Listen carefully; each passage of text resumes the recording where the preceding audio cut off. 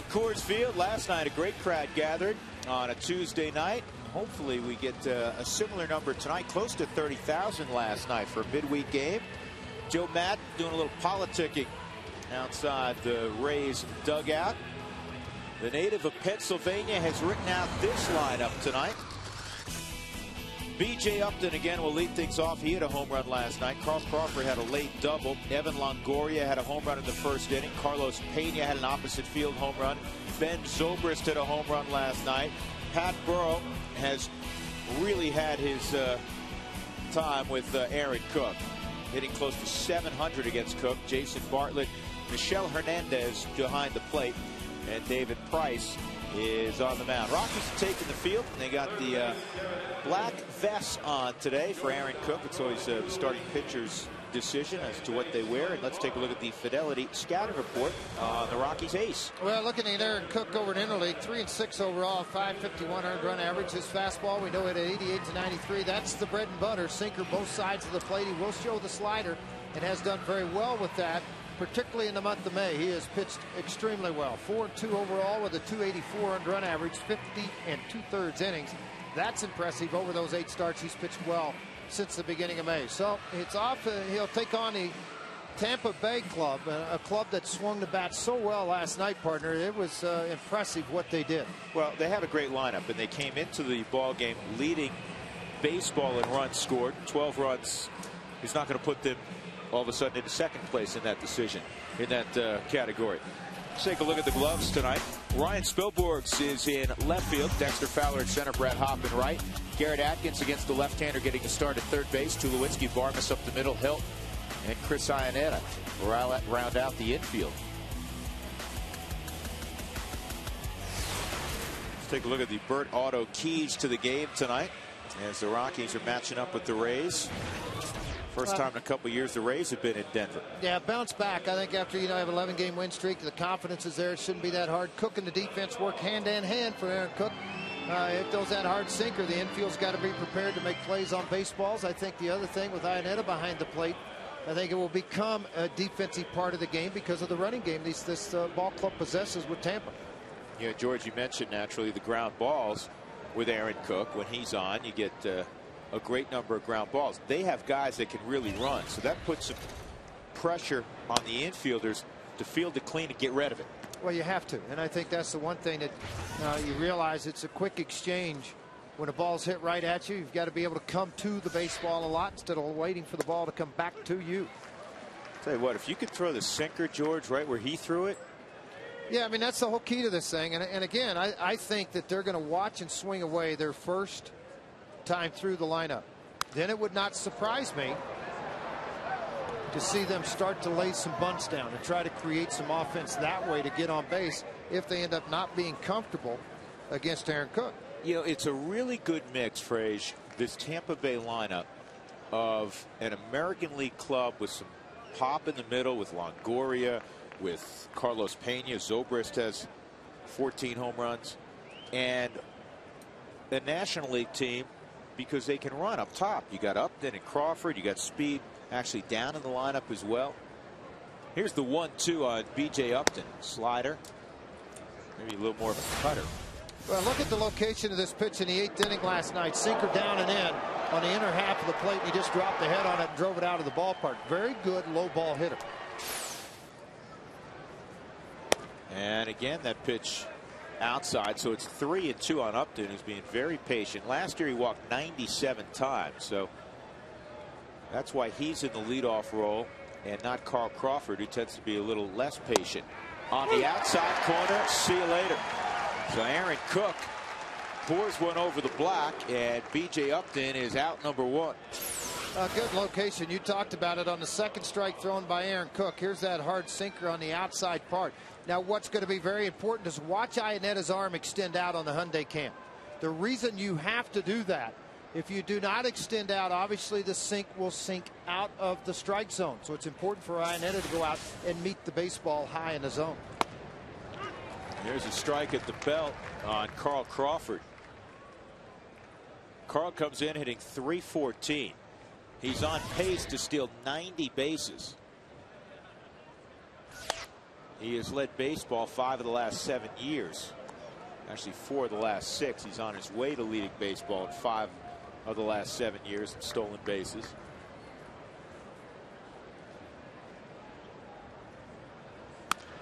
And on the ground, Todd dives. Now you got to scramble and get it to Cook, and Aaron just does beat Carl Crawford there. That is exceptionally well done by Todd Helton initially, and then Aaron Cook, and a beautiful feed from Todd. Well, things have changed so much in the game of baseball now. For a pitcher, you got speed. The angle's here. You don't go up the line. You run straight to the bag knowing you got to get there. Then the important feed from Helton to lead Aaron Cook, because you can't slow down as a pitcher. You've got to receive the ball about 1 foot to 1.5 foot in front of first base to allow you to keep moving to the bag. If you start to slow down, guys like Crawford is going to be the guy that's going to beat you. See, he's continually onto the move, gets the ball ahead of time, which allows him to find the bag. Nice play on both ends. And you saw the fielding percentage among first basemen. Only Kochman is perfect so far. Todd right behind him. That pitch on Longoria sinks beneath the knees, ball 1. Evans' home run last night, George, in the first inning, goes out to left field. He broke his bat.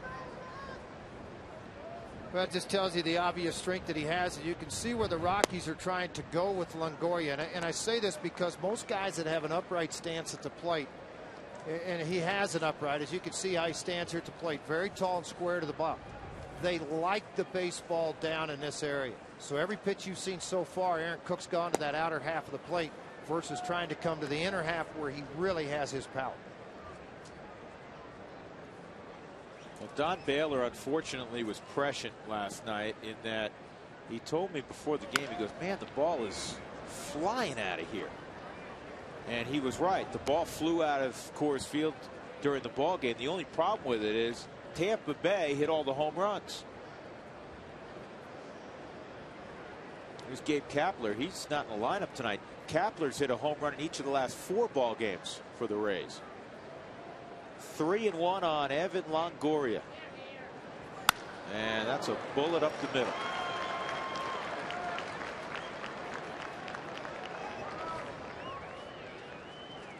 Well, to show you the strength of Gabe Kapler, what Drew was talking about last night, talking about all the home runs he's hit in the last 2 ball games. In the 3rd inning last night, watch the one-handed swing by Kapler. The pitch was up into the strike zone, and a line drive to left field for Gabe Kapler. A bunch of us were talking to Joe Madden before the ball game last night, and he was inquiring about how's Coors Field playing, and I said, well, you know, the ball doesn't fly out of here like a number of other ballparks despite its reputation. Now, you do hit for a high average at Coors Field because of the vast space in the outfield. It's a great hitter's park. And then we proved him wrong. He probably thinks we were telling lies to him after they pounded 5 home runs last night. Pena takes strike 1. And the batting average by ballpark, Rockies right there with Camden Yards. But if we were to show you a graphic in terms of home runs relinquished by Parks, the Rockies would not be among the top 5. At least they weren't the other day. Fouled off 0-2. And we're going to show you that graphic right now. Yankee Stadium, 24 more home runs than any place else. The Rangers of ballpark in Arlington has always relinquished a lot. Then Camden Yards, Citizen Bank, Chase Field. I'll give you another one that's not on there. They've changed their lineup around a little bit, but Cincinnati, the Great American Ballpark, George, ton of home runs there. Well, a lot of home runs. The ball does fly right down by the lake. I mean, that's something that's always done there. Swung on and missed. Well, you call it a lake. Some would call it a river. I know they have a lot of fishing tournaments there. No score. We'll be back.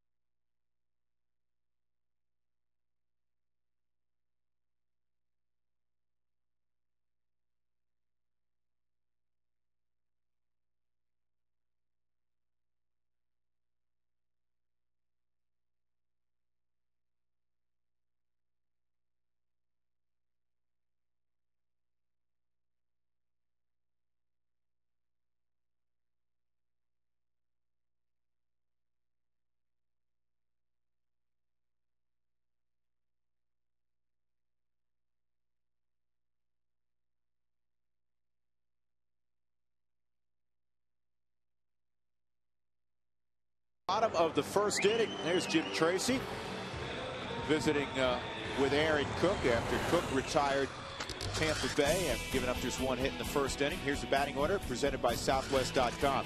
Dexter Fowler, Clint Barnes, Todd Helton, Garrett Atkins in the middle. Then Brad Hopp, fourth in big league baseball at that .342 average. He'll be followed by Ryan Spilborghs, Troy Tulowitzki, Chris Iannetta, and then the pitcher Cook.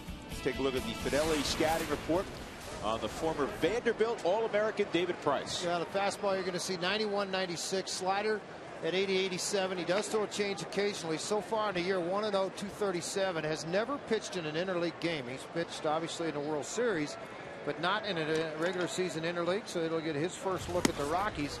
The big left-hander's got a very good arm. High three-quarter delivery with a leg kick. Very balanced, very controlled type of delivery. Fairly short arm action. This is looped to center field. Upton's going to get there. One out. Let's take a look at Tampa Bay on defense. In the outfield, Carl Crawford in left, B.J. Upton in center. Pat Burrell's always more of a left fielder. That's where he played in Philadelphia. Evan Longoria, Jason Bartlett left side. Ben Zobrist and Carlos Pena on the right side. And Michel Hernandez has done a very nice job. Is behind the plate. Here's Pat out in right field. So with one out, here's Clint Barnes. Barnes takes low for a ball. Barmy in the ball game last night, 2 for 5, including an RBI single. Average at 291. That's in there, 1-1 at 91 miles an hour. Price is 6'6" and about 230 pounds. Line drive, center field, get down, it will. Base hit for Barmes. First slider he'd thrown in the ball game, down and in, and Barmes just stayed inside the baseball and took it right back up the middle. Nice job of hitting at 86 miles an hour. Fans, when the Rockies score 7 or more runs, you get to eat at Taco Bell, and you get to eat inexpensively. 4 tacos for $1 with the purchase of a drink the next day between 4 and 6 in the afternoon when the Rockies score. Well, this is 7 or more. This is where David Price has really handled the opposition's lineup. 3, 4, and 5. Think about this, folks. 223 against it. 2 for 23. An .087 average.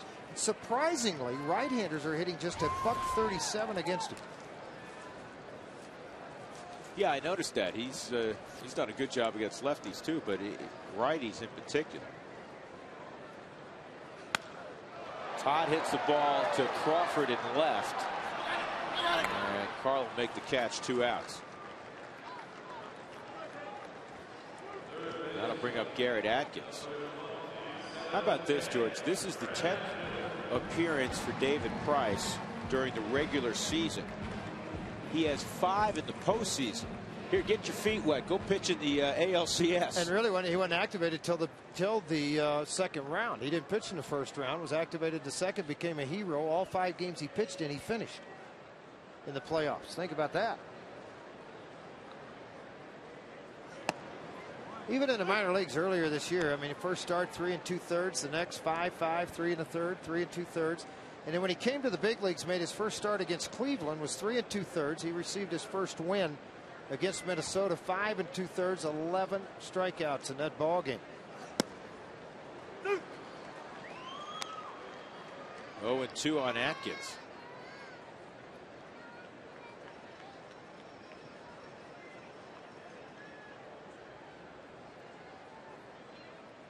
Barmes at first. He had a base hit. And this is driven foul to right. Well, the hardest ball he's thrown in the game so far. He's set 92, 91 for the first 3 batters. This last fastball at 95. It's nice to be able to go and get 95, 96, isn't it? Yeah, the good ones do. The good ones have the ability to do that. I mean, you go back to Randy Johnson, heyday, Brad Penny right now, Kurt Schilling. You know, always used to do that, George. There's a guy coming off the DL pretty soon, John Smoltz. There goes Barmes, and it's fouled off. John Smoltz would work 90, 91. He'd throw that splitter up there. All of a sudden, he'd go 97. Yeah, that's was the one pitch for him that just was electric. At times, he was very, very good with his slider and with that split finger. And they're going to have a problem. And in Boston pretty quickly. I mean, here Brad Penny's out on the market being shopped around at this point, and his record stands at 6-1, a high earned run average. Dice K, they got so much money involved in him, they could very well send him down or think about trading him. He struggled this year. Guy who's been lights out, ought to be an all-stars knuckleballer. Wakefield. He's done a nice job, hasn't he? Got 9 wins. 9-3. 1-2 on Garrett Atkins. I thought he'd get a look. David Price had to believe he was going. I don't know if it came from the dugout or if Hernandez gave the signal.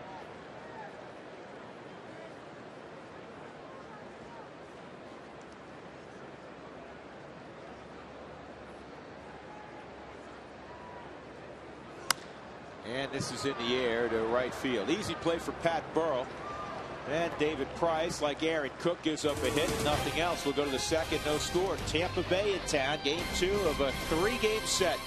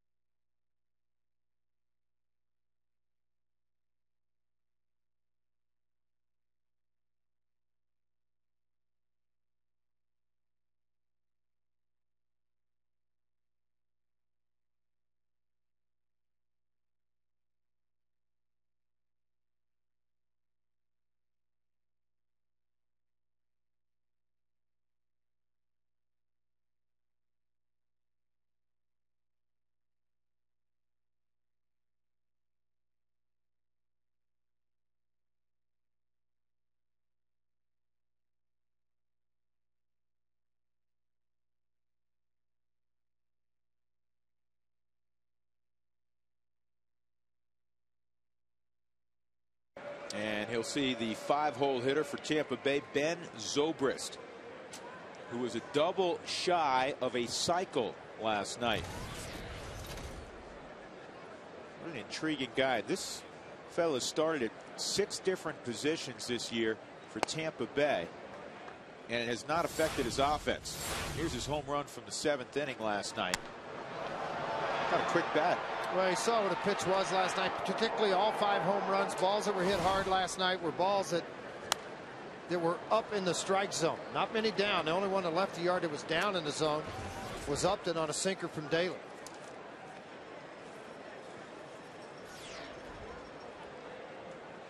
He's 12 for his last 28. He has 6 home runs in his last 13 games. Here's the 1-1 on the switch hitter Zobrist, and that was a very good slider. Well, with velocity, almost turned into a cutter at 88 miles an hour. That's a lot of velocity for Aaron Cook on this. You're going to watch this pitch come in just right at the last second. Have the bite. I think it's one of the most difficult pitches for left-handers to hit. Back foot slider. George, in the next couple of days, he will have enough plate appearances to be ranked among the league leaders. And in one area, this may shock you, in slugging percentage in baseball, Ben Zobrist, once he gets 2 more plate appearances, will be second to Albert Pujols in slugging percentage in the game. Well, you know, it surprises me, but it doesn't surprise me. The kid's showing a lot of power. 10 home runs on the right side, 4 on the left side. Todd gets over there. Aaron Cook gets to the bag again. 1 out. Paul Phillips not starting behind the plate tonight, but he is starting for us wearing a microphone. Here he is before the ballgame signing autographs. Did I? Settle down. Settle down. Right? A simple apology. Oh, I didn't say sorry. Yeah, you did. You did. You said you were right. Sorry. You did. I got a mic on. I guarantee you did it. You want to bet? Right here. That young lady was concerned that Paul was going to move on. That's entrapment. Hey, you want to bet? I got a mic. I can tell you right now what you said. Yeah. Pat Burrow gets the heavy sinker and he bounces it to Aaron Cook. Aaron pleased to dispatch of Pat Burrow, who in his career was 11 for 16 with a home run prior to that at bat. Windshield damage in any way, don't wait. Call Colorado's #1 team, Elite Safelite Auto Glass, 303-287-5000, or visit safelite.com. Jason Bartlett will come up. 2 outs, nobody on.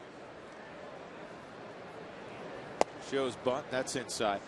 So Burrow's 11 for 16 coming into the ball game against Aaron Cook, and I was chatting him up around the batting cage before the ball game, George, and he said, you know what, they told me I've hit it pretty well. And I said, you've been around so long, they all got to mesh together, huh? He said, you know, I can't really remember what I've done against him. Pat, you've done well against Aaron Cook, but not in the first at bat tonight. Good inning for Cookie.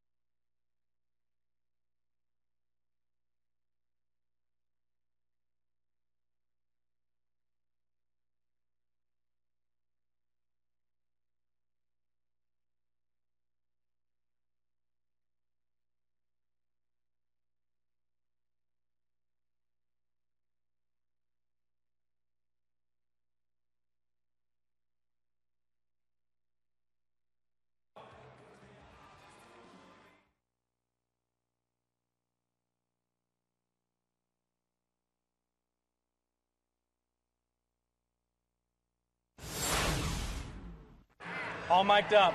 Set. What is it? What? Set. They're up there. Right up there.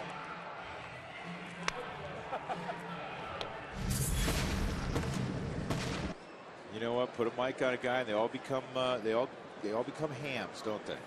Yeah, they all kind of want to clutter around him. See all those guys? They know they're going to be on TV off and on. Bake's been on a DL a while, getting ready to go out to Modesto and play. If you missed the pregame show, he's headed out Friday to Modesto, the high A team, to get a little bats in. Got to get back in shape in all facets of the game, right? Absolutely. That pitch misses. 2-0 on Brad Hopp.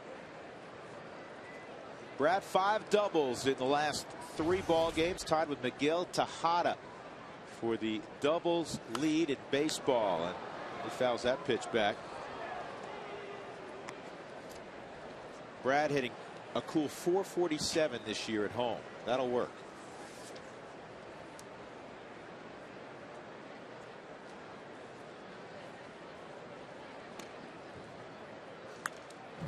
See, now they always make a big deal about Coors Field batting averages, home runs, and all that kind of stuff. If you look throughout baseball, and I understand Coors Field is going to relinquish some higher numbers on some guys, everybody hits better at home. Almost all the big hitters in the game, the good hitters in the game, hit well at home.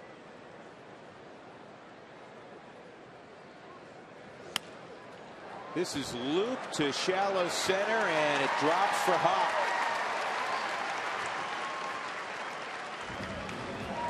And you say, well, good break, but instead of a swing and a miss, Georgie got the bat on the baseball, that two-strike approach, which has paid dividends for him. Just fought it off and able to dump it in the outfield. Yeah. Time to check in for the first time tonight with Mark Stout. He's got this evening's Mike Shaw auto update. Hey, Mark. All right, Drew and George, you know, it wasn't all smooth sailing for David Price. Let me take you back to January of 2005. He's a freshman at Vanderbilt, gets shelled in a preseason intra-squad game, overload of homework, calls his father up. He says, guess what? I'm quitting baseball. I'm dropping out. I'm going to work for McDonald's. I got it lined up in my hometown of Murfreesboro, Tennessee, about 35 miles away from Nashville, where Vanderbilt is. His head coach, Tim Corbin, said, you know what? He came into the room. He said that to me. I thought he wasn't serious, but he was so serious I couldn't even laugh about it. Sat down, had a talk for about an hour, a tearful conversation, said, you get your confidence back, you'll be all right. As this is roped up the middle, and Spilborghs gets a hit. Well, as they say, the rest is history. His senior year, he goes 11-1. His last loss, his last outing in relief. And then last year, when you combine what he did in the minor leagues in only 1 year and then getting called up to the big leagues, 14-1 with a save in the postseason. Pretty good, David Price, but it wasn't all smooth sailing. Drew, George? I think it's a tough transition for so many kids, whether you're a scholarship athlete or you're just an 18-year-old kid that's left home for the first time. That's a lot to put on any kid's plate. He's a very bright young man. They don't take too many dummies into Vanderbilt.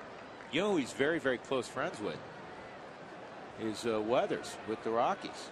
He's rehabbing from Tommy John surgery. The Rockies #1 2 years ago.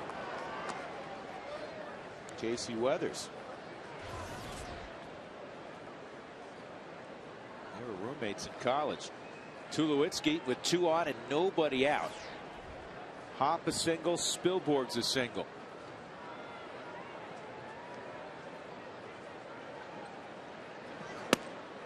Inside, 1-1. Tulo 11 for his last 28 at the plate, a .393 average, and that includes 3 home runs.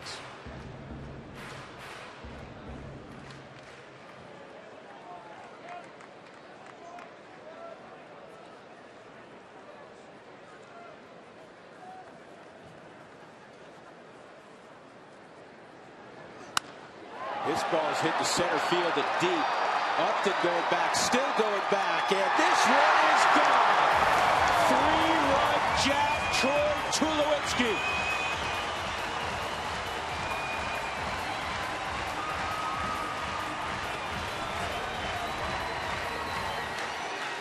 George, you got a high fastball, and he barreled it. Well, you think about the home run he hit the other day to dead center. It was a ball up out of the strike zone. This ball from David Price is a hanging breaking ball at 87 miles an hour, and Tulowitzki stayed right on it.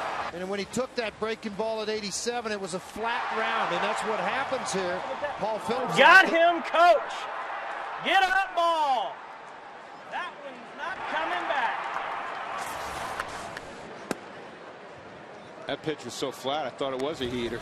Yeah, well, I mean, you know, and again, at Coors Field, if you have the tendency to work around the outer half of the ball, and when you do that, what's going to happen is the ball just spins at you. It doesn't have any kind of a downward tilt for you, so it becomes a very average fastball at 87. Smiles in the dugout for Tulo, doing it. Former teammate Evan Longoria put the Rockies on top 3-0. Give the Rays a little taste of what the Rockies got last night. Here's the 2-0. Iannetta rips it to left field. This one's going to hit off the base of the wall, and then it kicks far away from the left fielder Crawford. But he's going to recover in time to hold Iannetta to a double. You want to talk about hitting the ball hard. That was a laser. That got from point A to point B as quick as you can get something from point A to point B. And last night after the ball game, Don Baylor got a bat down. There was a very heavy bat, 39 ounces, because he felt Chris Iannetta. See this arm right here? How it's exploding to the baseball. In the game, they call it chicken wing in a little bit. He was starting to raise the elbow up, which is trying to lift the baseball up out of the park instead of throwing the bat head down at it. So he was going to take him to the cage today and work on that good downward shot at the baseball. Paid dividends in this first at bat with Don Baylor's help to get Iannetta with the rocket to left field. 4 straight hits off of David Price, who in his brief big league career, the opposition's hit about $180 against him. But Hop threw out a single. Spilborgh's lined a single to center. Tulowitzki lined a ball out of the ballpark straight away. Chris Iannetta, had he gotten it up in the air at all, would have hit it out. He's at second with a double. Cook pulls the bat back. It's inside. Ball 1. 1-1. I think Price thought that pitch was a strike, but a lot of times what catchers do, and they know the bunt plays on, they try to get started in a hurry, so they come up out of the strike zone. And when you do that, you block the pitch from the umpire. Don't allow them to see it where it is in the zone.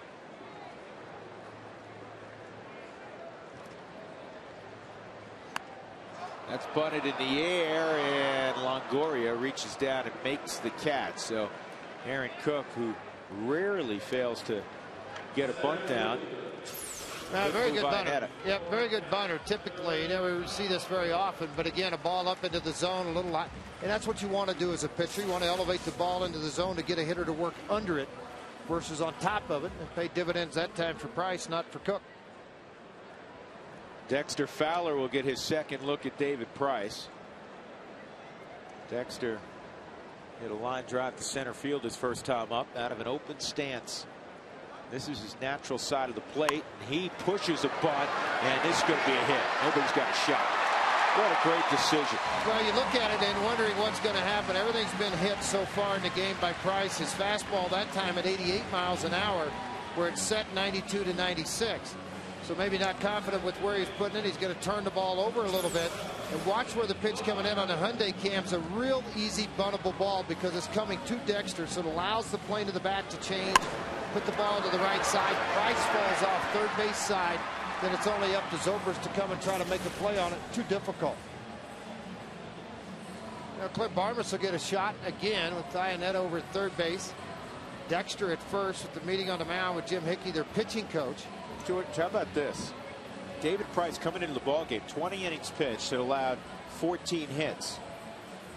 Tonight he's allowed 6 hits to the first 10 hitters. Welcome to altitude. Welcome to a very good hitting team, the Colorado Rockies. Rockies 22-5 when they score first. Like to see that. First and third, 1 out. Barmes, who singled his first time up, steps in.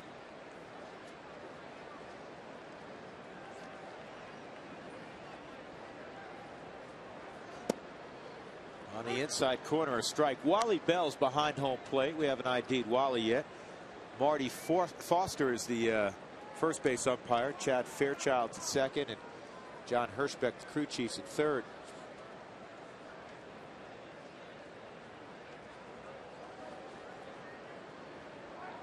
Dexter's going to draw a throw.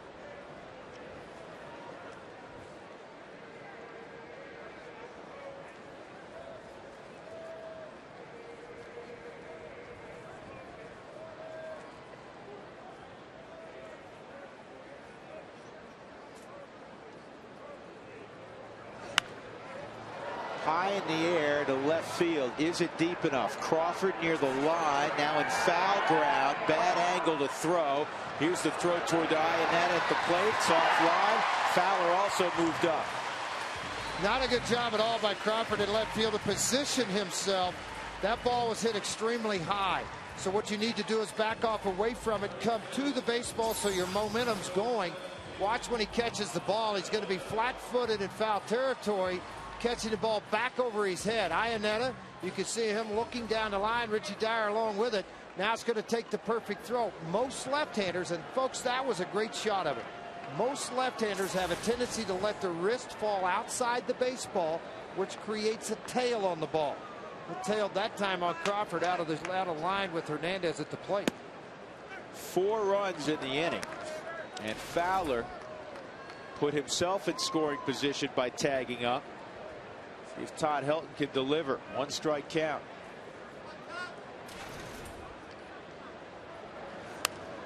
During the 11-game streak, George, the leader in RBIs for the Rockies was Clint Barmes with 11. Last night they lost. Barmes drove in a run. Tonight they have an early 4-0 lead. Barmes has driven in a run. Well, Clint's been a center of attention. Take all the defensive plays, the double plays they've turned on the infield. It's relaxing to know Clint is back to where he was, confidence-wise, and what he is doing as a player before the injury. A couple of years ago, 3 years ago, knowing he's in the lineup, I know that Jim Tracy loves him. That just missed. 2-2. Well, he's a baseball player. And you throw that term out there, and you know what I mean by that, George. He's a dirtbag. Yeah. He loves to go play the game of baseball. He does little things to win. Most of his little things that he does in a ball game turn into a very big thing. And Price strikes out help. Rockies get 4 in the inning against Price, highlighted by Troy Tulowitzki. Zach Fox back at home called it.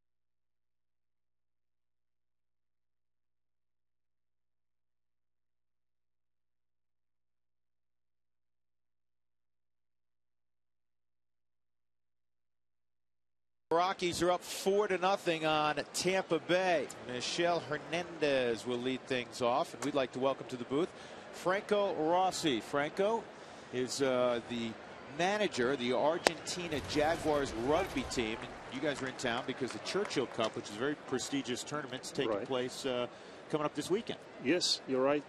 This final is going to take place this Sunday, and Dick's good. Dick's Sporting Goods Stadium, which is a beautiful facility.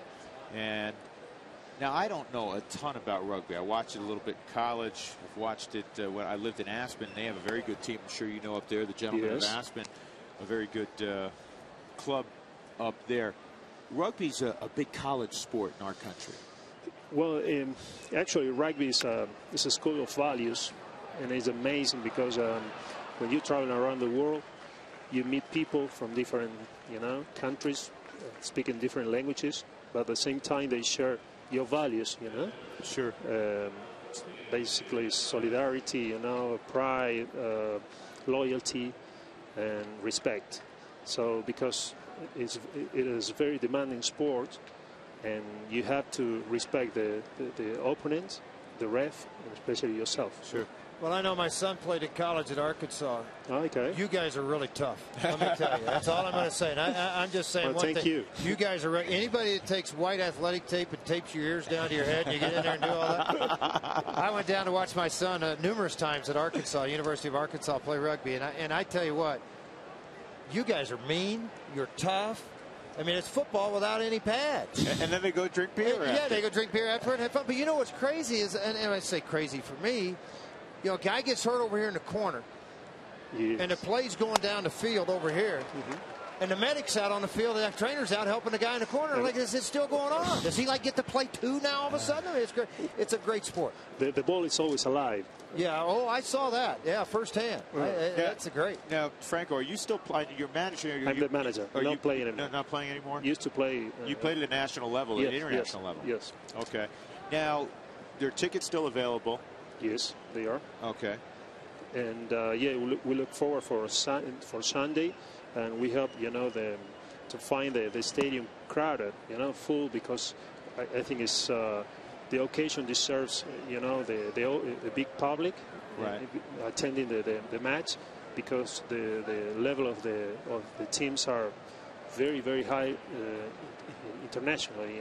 Saxons, Argentina, Canada. Right. Your team, real quick though, your team is going to take on Canada in the championship on Sunday. You're right. Okay. You're right. So we play Canada on Sunday, which is going to be a very tough game for us. Okay. All right, I want to ask you a question. Do you think, we were talking about this before you came on tonight, do you think, pick a running back in the NFL, how would he do in your sport? Well, those guys are huge, very, very, very strong, but it is different because in American football they're very strong, but they have to hit once, and they relax for a little bit. Instead, in rugby you have to run all the time. Hit, stand up, you fall down. There's no timeouts in the huddle. There's no timeout all the time. Yes, so it's very demanding. Another phase, Though there's some NFL running back, well, even with pads, who wouldn't want to hit. Is this hit hard enough for two? Tulowitzki's not going to get anybody. Yeah, a little indecision there. He didn't think with Price running up the line, maybe he had a little bit more time. When he looked back, Barmas wasn't going to have a shot at Hernandez. David Price, to his credit, ran hard. Ran very hard up the line. He's kind of smiling and looking, am I going to get a hit out of this thing? I don't think he should. You see this ball here, and he flipped, lost a little bit. It looked like he lost control of the ball on the flip. And when he lost that, he had only one option out. Let's look right here. Yeah, see, he didn't have a hold of the baseball, and his next move was to first base to Todd Helton, and had to do it rather quickly. Well, that was his first regular season plate appearance. He's on first on the fielder's choice. It's not a hit. 2 on, though, nobody out. Now you're at the top of the lineup where there's all kinds of thunder. B.J. Upton hits it in the air to right. Brad Hopp will make the catch and fires it in.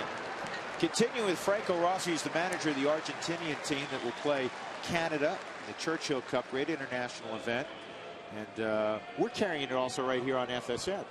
Yep. On the tube. So if you can't get out to Dick's Sporting Goods Park on Sunday, make sure you watch the match here on FSN. How is the United States? I know you guys defeated them. It was a pretty close match early, wasn't it? Yeah, it was. Definitely they are improving, especially in the last 2 years. And I know they have, investing on the bases at the same time. So I think that the United States is going to, perform always better and better year by year. Maybe for the next World Cup, they're going to be. Now, Franco, this guy at the plate, I don't know how much you know about baseball. This guy at the plate, his name's Carl Crawford. He's one of the fastest guys in baseball, but he was a great American football player. Oh, really? In fact, he had a full ride. He was going to go to Nebraska and be an option quarterback, which, if you know anything about football, is kind of like the guy, he gets the ball a lot in rugby, so he'd be a good fly half? Yeah, definitely. Okay. Definitely. There you go, George. Well, you thought I didn't know a thing about rugby. You didn't. Somebody whispered in your ear. Dougie, why do you keep giving him things like that? Doug actually produces. I got that on my own. Doug Marino works up here with Drew and I all the time. Actually produces a lot of games, rugby matches on television. He enjoys it. I did enjoy watching the game. I was fascinated by the amount of energy, how good a shape you have to be in. Yeah, my son had never stepped on a rugby field. Franco, if you can imagine this, never stepped on a rugby field, and he got to Arkansas and he said, you're 6'4", 230, you want to play rugby? Really? And you're fast. And so he started playing, and he absolutely loved it. Played all 4 years he was there, and really enjoyed it. Does he have cauliflower ears now? No, he taped his ears down. Okay. 2 balls and a strike on Carl Crawford. Whoa. Line drive, gloved by Tulowitzki. Michelle Hernandez scampers back. Have you seen much baseball, Franco? No, I haven't. No. Now, do you live full time in Argentina? Yes. You travel a great deal, I assume? Yes, in fact, I live in Rosario, which is the second largest city of Argentina. I'm running a high-performance center in Rosario. And the first time I watch baseball, first time in the stadium. So you train the rugby athletes? Yes. Yeah, I'm a coach. Good for you. What did you play when you played? Were you in the scrum? Yes, in the scrum. I used to be a flanker. Flanker. Yes, 6 or 8. Okay. Now, how much do you weigh? Do you know in pounds? In pounds, I don't know, but 100 kilograms. Yeah, so he's been. I don't know if you can tell. Franco's a big man, and flankers in American football, flankers are about 185 pounds, and they're super fast. Yeah, right. Right. So you're in the 230-pound range, somewhere in there. Roughly, yeah. Okay. You'd be too big to be an American flanker.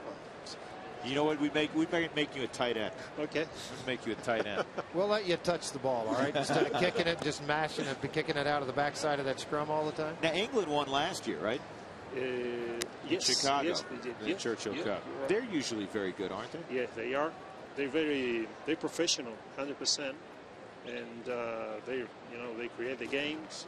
They got the largest amount of players in the England, in the world. So it's almost 100,000 players. Wow. So obviously a very huge honor to have the opportunity to play for their country to come over. Yep. 1 and 2 on Evan Longoria. Aaron Cook is 1 strike away from working out of this jam. They have changed the scoring on David Price's fielder's choice. They're giving him an infield hit, which makes it for David his first big league hit. 2 outs, 2 on. Rockies up 4-0. A very dangerous Evan Longoria at the plate. Here's the 1-2. He's got it. Good pitch by Aaron Cook. And the Rockies will take a 4-0 lead to the bottom of the 3rd inning. Franco, good luck with your team this Sunday.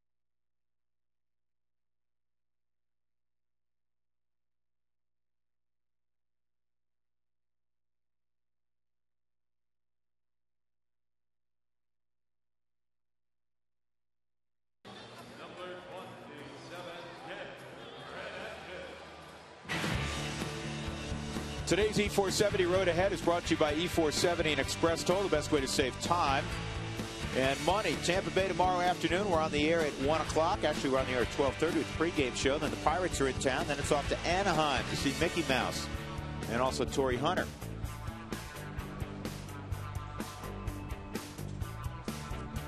Rockies up 4-0 as Garrett Atkins will lead it off in the bottom of the 3rd inning.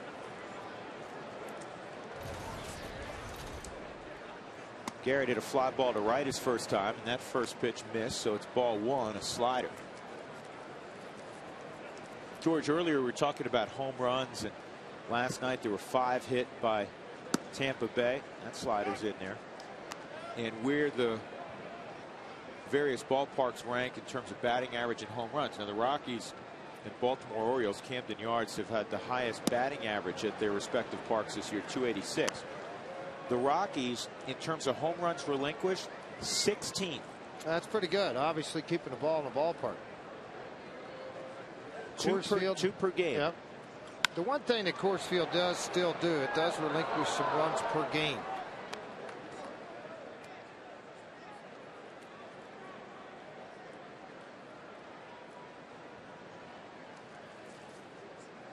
Coors Field still ranks #1 in baseball as far as runs per game combined by the two ball clubs.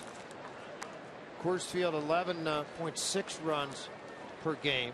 Yankee Stadium, Citizens Bank Park, Land Shark, and the Metrodome.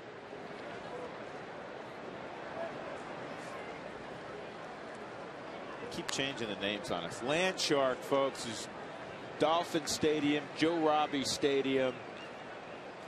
What else have they called it over the years? Dan Marino Park, they ever call it that? Wasn't it Dolphin for a while? Dolphin Stadium. Yeah, it was Dolphin Stadium. Joe Robbie. 2-2. I don't think anybody's going to get close to this. Now, everybody thinking Atkins going to pull the baseball, so everybody swung around a little bit. Zobrist had no shot at it. Pena doesn't run good enough. Now, Garrett's glad May's behind him. Hit 148 in the month of May. He's at 281 in June, and we're halfway through the month.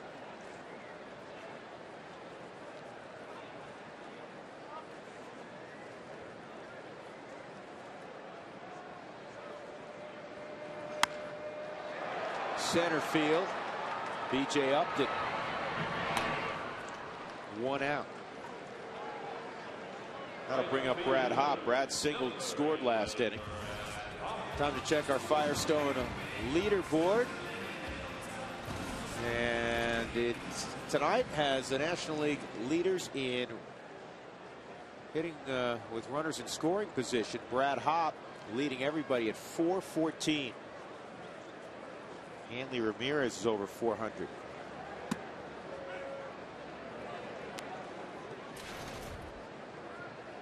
Brad looped the single to center. That got the rally going last inning. Spilborg's a bullet to center. Tulowitzki a 3-run home run. Well, the one thing I've noticed in this half inning, after giving up 4 runs and a whole bunch of hits in the second, a lot more sliders in this inning than there was in the previous innings. He challenged the Rockies hitters with a lot of fastballs, and then has kind of gone back away from that with a lot of sliders. Heater there on the outside part of the plate at 95.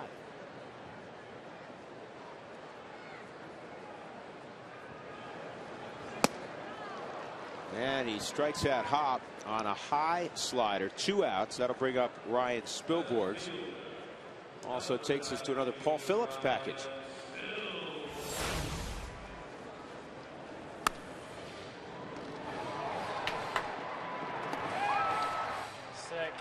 Sick.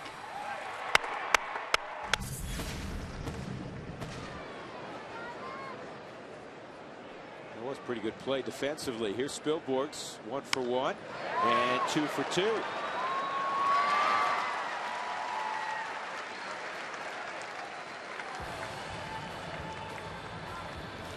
I think Spilly's seen 2 pitches, 2 base hits, 2 fastballs out at 93. 2 outs, getting some instructions. Spilborgs with 6 stolen bases on the season too. And Glenn Allen Hill works with the base runners, outfielders. Take a gamble here and put Spilly in motion with two outs, and let Tulowitzki try to get another run on the board. Zach may be at home. George Zach Fox may be predicting another bomb here.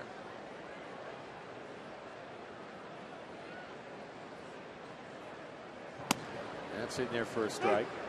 David Price in his final year at Vanderbilt won virtually every collegiate baseball award available. The Dick Hauser Award, the Golden Spikes Award.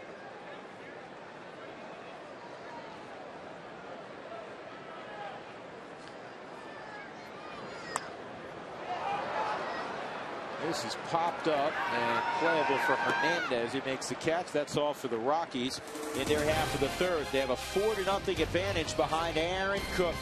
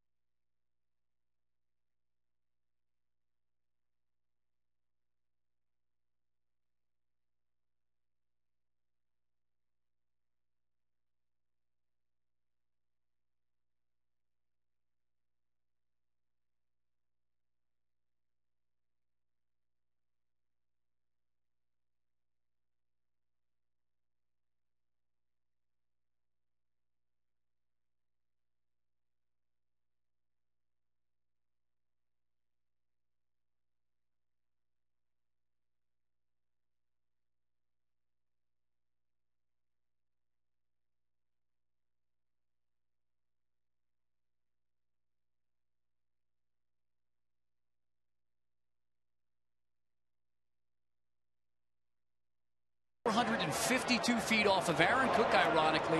One of the 28 balls that has gone into the upper deck here at Coors Field. Now, he did that 2 years ago to the day off of Aaron Cook.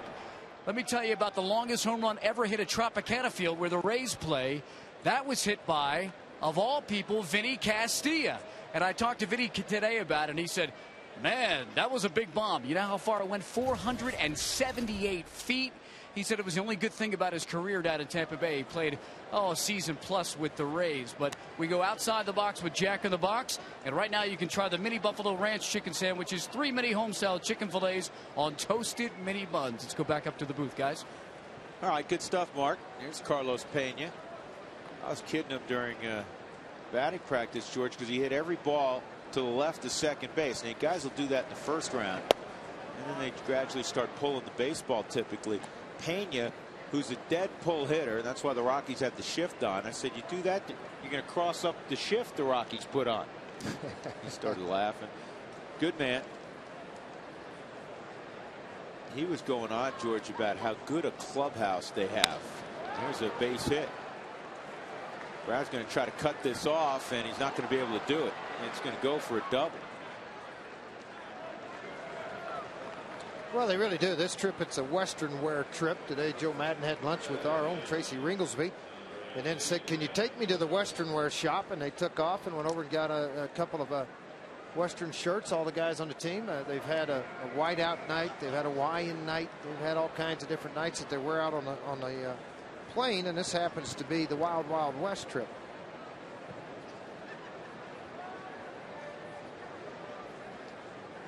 Ben Zobrist at the plate. He hit the ball on the ground to Todd Helton his first time. It's on the outside corner for a strike. You know, you're talking about the home runs at the Trop. Mark was. You know, with all the new catwalks that they've added, it's a whole different deal now. And what I mean by that, like Longoria hit one 436 feet, but it hit off the A catwalk in fair territory.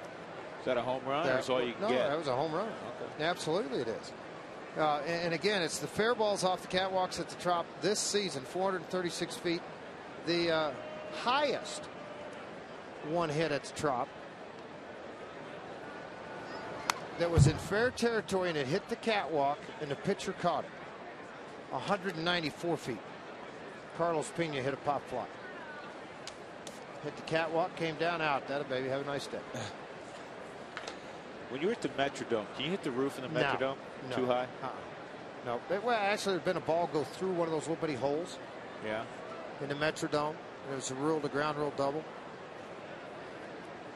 There's a little bitty holes up in the top of that.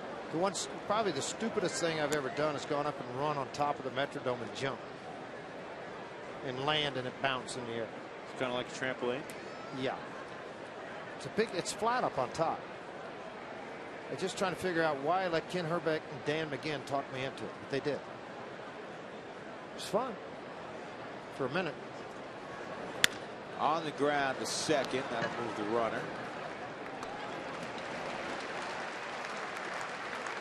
So Zobrist is gone, and with one out, Pena crosses to third, and that'll bring up Pat Burrell, who bounced to third on the first pitch he saw from Aaron Cook.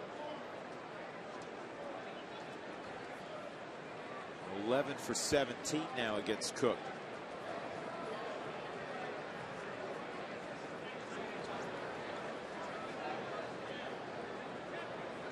Ask Burrell if he got in any home run hitting contest and batting practice with Ryan Howard. He said no way. He said actually Howard doesn't try to hit home runs in BP. The first round of batting practice, Howard swings with a donut on his bat. Yeah, I was getting ready to say that's the most impressive thing. He puts a little round donut on there, gets up, starts swinging, and just squares up everything that he does to get feel the lightness of the bat the next time he comes through in the second round. Burrell with runners in scoring position, 359 average. One out here, a guy that's had success against Aaron Cook makes a pretty good pitch there. And I think the reason Burrell does have success against Cook is because he's a very good low ball hitter. Well, what a great crowd here. Another good crowd. You're right. Sunday, the biggest walk up ever at Coors Field. 38,000 and over 8,000. Walked up to the ticket window that day down the right field line. That's a base hit. Tampa's on the board as Pena scores. So Burrow, who's known as a pull hitter, hits one down the first base line for a knock. Well, part of that was the location of the pitch and the velocity on the pitch. It was at 93 miles an hour out of the hand of Aaron Cook. They're wanting the ball out here. You can see where the ball rode back to the middle. So as that ball rides back to the middle, watch how it comes down on the bat, and then Burrell just stays inside and just takes it to the right side of the infield. I don't think it was on purpose. Jason Bartlett will come up. He's got an 11-game hitting streak. Over that period of time, he's hitting .415. He was on the disabled list till last night. So the first 10 games were before he got hurt, twisted his ankle. Well, one other thing you notice a little bit with Aaron Cook right now, Burrell does not run well. And so in his leg kick to the plate, the first time up was 1-7. He takes off. Wow, how about this? And he's going to steal the bag. Can't believe it. Burrell does not run well at all. He has on the year 1 stolen base. And I'm going to look up in his career how many he has total. But Cook, the first pitch he threw to the plate was 1-7-7. Normally most guys are in the 1-2 to 1-3 range. That ball was up. That's his, George, that's his 6th. Actually 7th, because you said he had one earlier. Well, you know what it tells me, too, a little bit? 7th career stolen base. Most guys, when they're coming into the bag like this, they don't look back, that are accomplished base stealers. Burrell looked back, and a lot of times it tells you hit and run. I don't think it does with Burrell. I just think Burrell's like, are they really going to throw it? Do I have a chance here to steal the base? Well, Joe Madden looks like a genius right now, because it puts another runner in scoring position. It takes a double play out of order. He noticed what you did, that the time was so slow to the plate. Aaron Cook figuring there's no way in the world he's going to run. And if he does, we'll still have the shot at him. Iannetta typically around a 1-8 on a throw down. 1-8-5. I mean, Iannetta's very good behind the plate. Now this ball's picked by Barmas. And then on the Hyundai cam, you can see foot just hit the bag right here. Barmas about 4 or 5 inches away. Nice job of picking the ball in the dirt and making the tag. And then Clint's like, let me get my legs out of the way.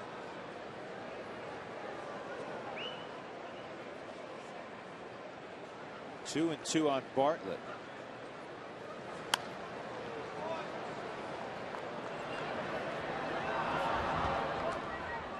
Okay. Just to emphasize what Drew's talking about, Burrell had 2 stolen bases this year in 09. When do you think the last base he stole in his career? 05. 04. 04. Just 5 years ago. So I don't think you were counting on him to steal a base hit. What do you think, Jacob? It's all the track workouts he did in the offseason. Pulling the sled. On the ground to Clint Barnes. Bartlett is retired. Burrell goes to third base.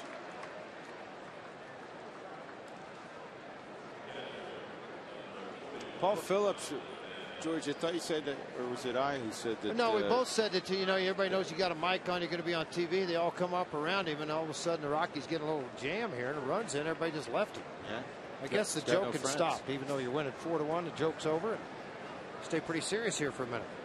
Michel Hernandez, an infield hit his first time up. Cook's going to go after him despite a base being open. 3-run lead. Pitcher on deck. Rays have won 6 in a row. They now have the longest winning streak in baseball.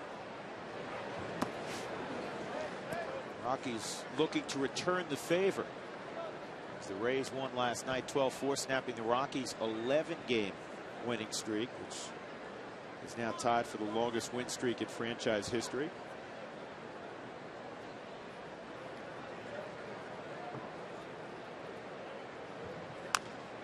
Out in front of the plate, Iannetta calls for it. And he gets it to help in the inning. A leadoff double by Pena, brought around by Pat Burrell. 4-1 Colorado.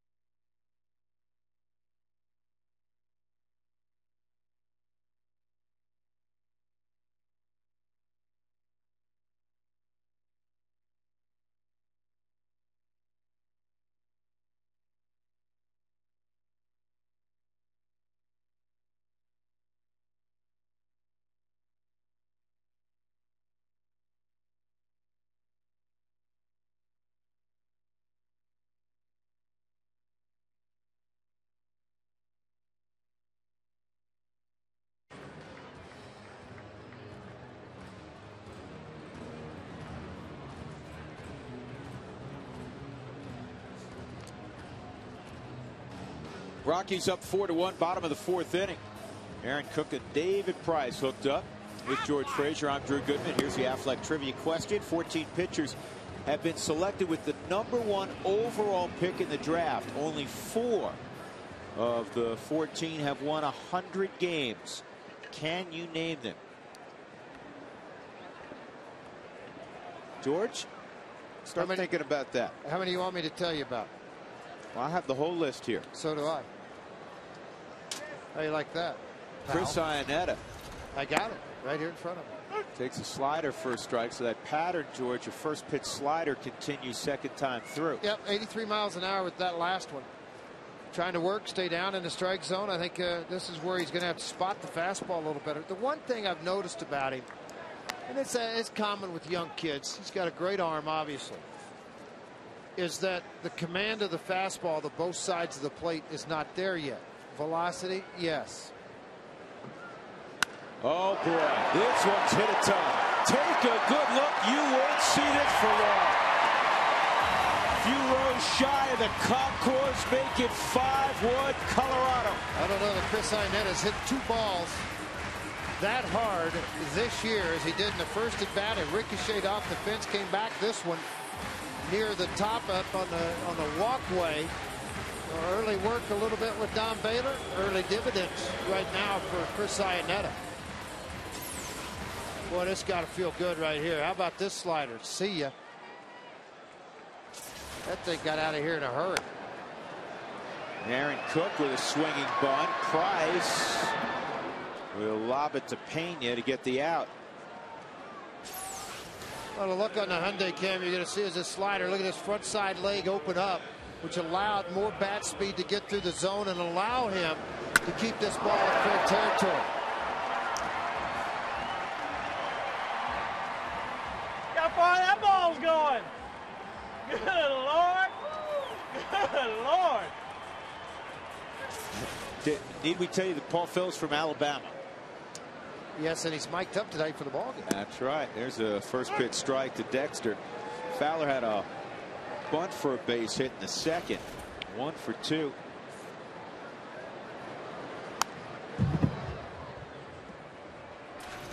Man, Chris hits them, boy. They go a long, long way. 9th home run for Iannetta on the season. Start to look down the Rockies. Do they have anybody that jumps out with it like a Carlos Pena or Longoria? No, but you got a lot of guys that's sitting on that 6, 7, 8, 9 from top to bottom in the lineup. And that's what we thought, George, when we were discussing the Rockies offense in spring training. You probably weren't going to have a 35-40 home run guy, but you had a lot of guys who could hit between 15 and 25.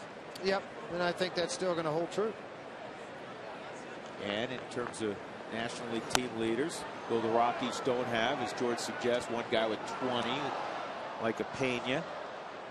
Well, they have a guy, enough guys that when you add it up, they're third in the league in home runs. And the RBI's got 9 and now. the RBI is starting to balance out a little bit. I mean, Barmas with 32. Ian Stewart in the lineup more at third than Atkins now with 34, 35 RBIs. Here's a base hit for Dexter Fowler.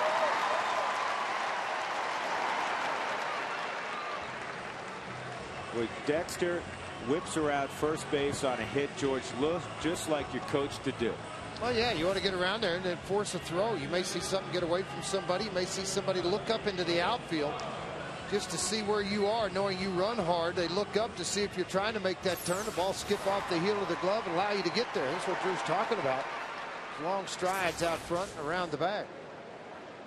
Make them defend it into a single. Don't assume it's a single. They bobble it, head to second. And they got it picked off. Pena's throw is just in time.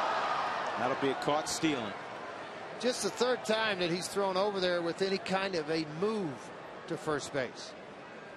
Before, it wasn't much of a move. It was just kind of a soft step over, and he continued to look there. But Dexter knew when he took off on first move that he's going to force Pena to put a good throw on him at second. He'll do that. 5th time that he's been caught this year. 2 outs. Barmas at the plate. Flynn a single and a sac fly and a shattered bat. That bat looks like somebody just sawed it right. I just started to saw it in half. Yeah, I just splintered it off right there. I mean, it just got enough of it. But from the top end.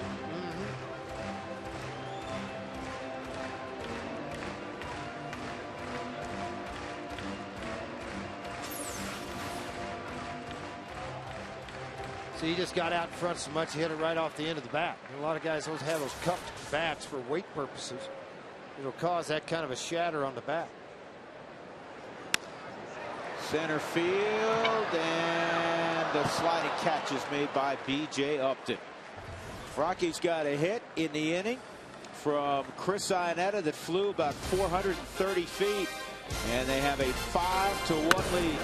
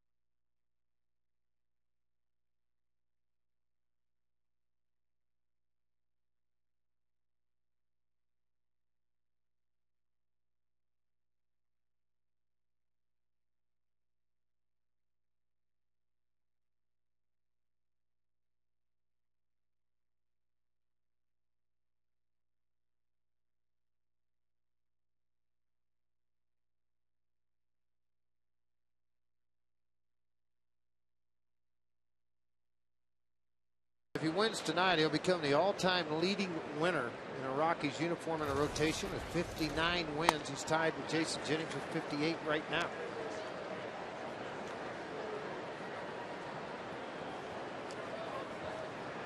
I'm sorry, I apologize. He would tie him tonight with 58. His next win would take over the franchise record of 59.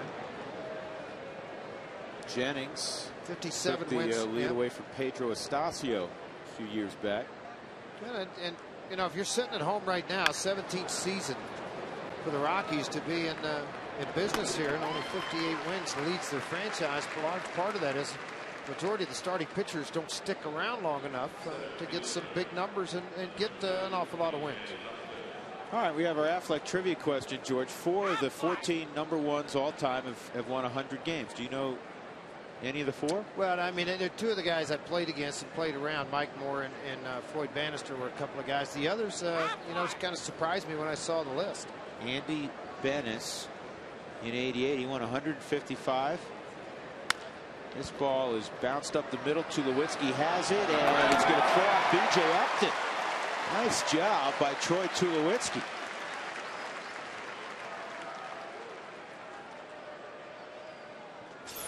Ranging all the way up the middle on this. You can see where he's playing a little bit over into the hole. There's 1 hop, 2 hops, able to get that 3rd hop coming up. And then the arm strength, folks.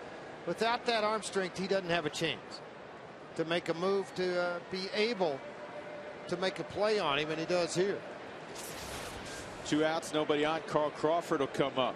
You know, Ben McDonald, a lot of people talked about him with the Orioles, 78 and 70.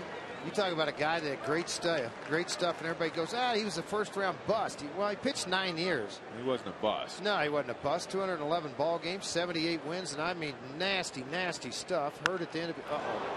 This is a breaking pitch that's hit out. Carl Crawford with his 6th home run of the year, and it's 5-2. See, that was a pretty good pitch from Aaron Cook, because I'd had Crawford fooled. And when you see this swing on the Hyundai cam, you're going to see what I'm talking about by being totally fooled. He is so far out on his front foot when he hits this. But he has so much strength, too. See how far out he is in front of this thing? Out on the front foot, everything started, all the body, all the weight's gone. Now it's just an upper body swing. Chris Benson, one of those guys on the list, Drew, he's still pitching. You know what? I'm going to go down this from the first guy, George. And the most famous was David Clyde, 73. He went 18 and 33 with the Rangers. There's an interesting piece in Sports Illustrated about several of the number 1 picks overall, some of the things they dealt with. And David Clyde, been quoted numerous times over the years. He flat was not ready emotionally, socially, or any other way for the big leagues. He's a 17-year-old kid that they were hurting at the gates. He was a local kid in Texas, and they ran him out there. Should have never been ran out there at that young of an age. I mean, he went on to pitch in 73 starts, 84 games. He had an 18 and 33 record. But David Clyde was also a man-child when he was drafted for a high school pitcher. His stuff was phenomenal. Tells the story. He said, "You want to go to the big leagues?" I said, "Sure." How about this? On Monday night, he signs. Friday night, he's starting at the stadium. Yeah. Crazy stuff. Floyd Bannister, Mike Moore, Tim Belcher in '83. And Belcher had a very good career. 146 wins. Then Andy Bennis, Ben McDonald. The guy, and he had some problems off the field, and then he got hurt. Brian Taylor, the Yankees number 1, never pitched past AA ball because of Well, you injuries. know why? Yeah, you know how he got hurt? He got hurt in a bar fight, didn't he? No, he was at home, and a couple of his buddies were messing around, and they jammed his shoulder against the wall in his house. And he had to have knocked it down. He had to have shoulder surgery. Never came back from it. Some say he was an even better looking prospect than Strasburg. You know how those stories get told. Sure. Paul Wilson in '94 was the Mets number 1 pick overall, and he went 40 and 58 in 170 games with a 4.86 ERA. Chris Benson still pitching with the Texas Rangers. Just sent down recently after up for a little while. Guy was with the Rockies briefly a couple of years ago. He still wants to play, though he's out of baseball right now. Matt Anderson out of Rice. You know, I think Matt's actually pitching in Mexico. Is he? Yeah, he was a year ago. Don't know if he's still down there, but he was a year ago. Brian Bullington in 2002 at the Pirates. He's in AAA. And this one's hit a ton to left center field. This is going to get out. So Longoria hits his second home run in as many nights. It's his 16th of the year. He goes back-to-back with Crawford, and it's a 5-3 game. More balls hit out this year against Aaron Cook. At least the pace way ahead of a year ago. Early on, he didn't. Early on, he gave up quite a few. Then lately, he had not given up a lot of home runs, and is starting to act that way again. On the Hyundai Cam, you're going to see this pitch, a slider at 88 miles an hour, just kind of right out into the middle of the plate. Forgot to make a circle and get to the outside corner.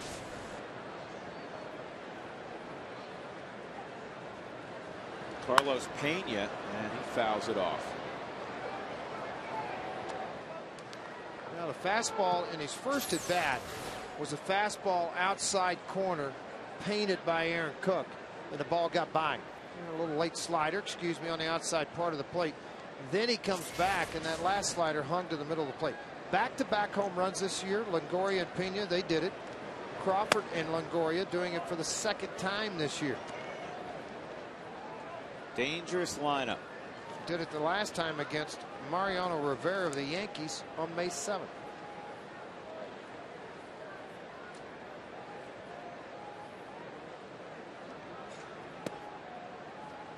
Two balls and a strike.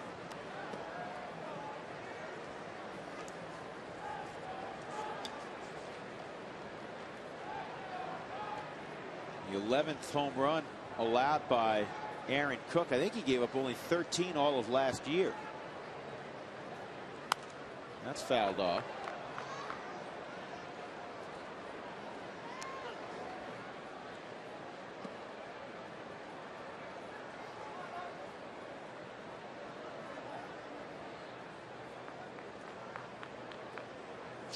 Well, with the headaches that Big Pappy's having in Boston, do you think that the Red Sox wouldn't mind having Carlos Pena back, because he was a minor league free agent after the 06 season in a Red Sox organization and signed as a minor league free agent by Tampa? Yeah, Pappy was good last night, though, Fraze.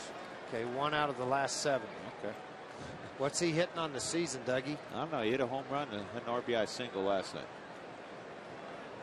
Carlos Pena is a guy that reestablished himself at Tampa, and that's ball 4. So Aaron Cook got the first 2 outs very quickly. Then he gives up the home run to Crawford on a breaking ball. Longoria hits out a slider, and now he loses Pena. Zobrist is up there. He's the tying run. Well, Bob Apodaca has a conversation. We'll tell you that tonight's high-speed pitch is brought to you by Quest High-Speed Internet.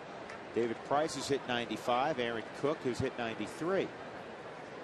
Now the trip out to the mound by Bob Apodaca, more of a trip to slow things down, catch your breath. Let's get back on the thought process.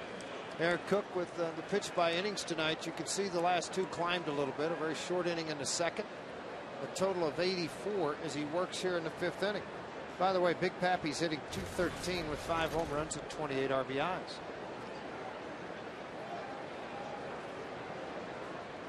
Zobrist grounded to first in the second inning and grounded to second in the 4th inning.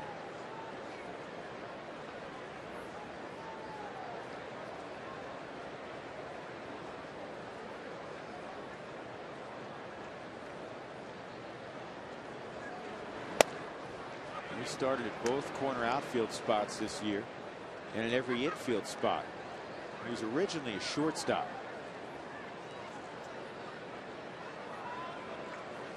I'd be willing to bet, George, other than the guys that throw lefty and even some of those guys, that more than half of the big leaguers played short at some point in time. Well, you got to take away all your left-handed throwing first baseman. No, but I said most of the, but I guarantee you some of those guys were just such good athletes, they threw them out there in Little League also. But I think of the right-handed guys. Yeah, if you start talking about Little League and all that, yeah, I'm sure a lot of these guys played shortstop as Little Leaguers. But I think you'd also be surprised to hear how many of these guys. Well, that's tough out. It really was. In the dugout, throwing that 2-base error, and for Barmas, just his 5th error. Yeah, he just compounded it, because when he let that go, Zobrist was already there.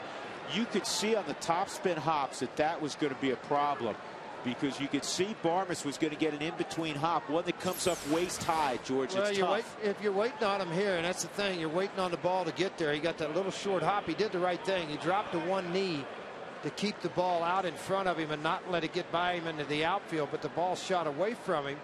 Then the off-balance bullet to first base, and it just went right down the walkway where the players go in and out down on the third level. On the Hyundai cam here, see Clint put the bare hand on top trying to collapse it into the glove, but it got up on his chest. You know, here's that guy again, Burrell, that Drew bragged about with the little league numbers against Aaron Cook. Right at about 670 average against Cook, with runners in scoring position now. It's actually 2 errors on the same play.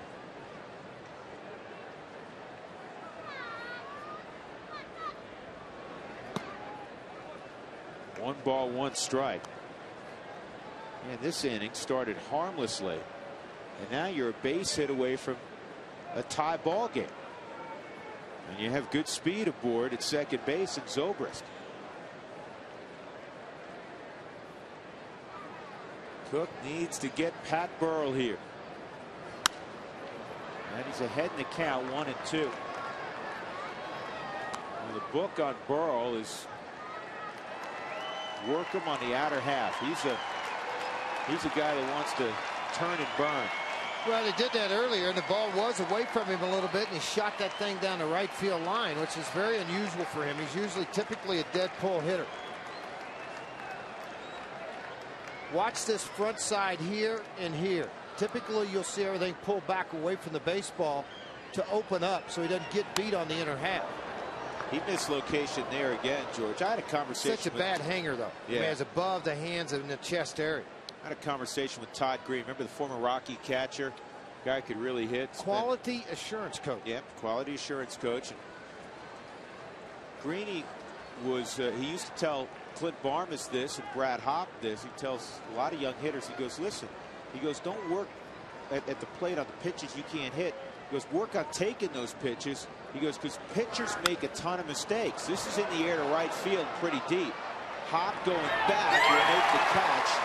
A couple of steps in front of the wall. In the inning, solo home runs by Carl Crawford and Evan Longoria have tightened this thing up. It's 5-3 Rockies.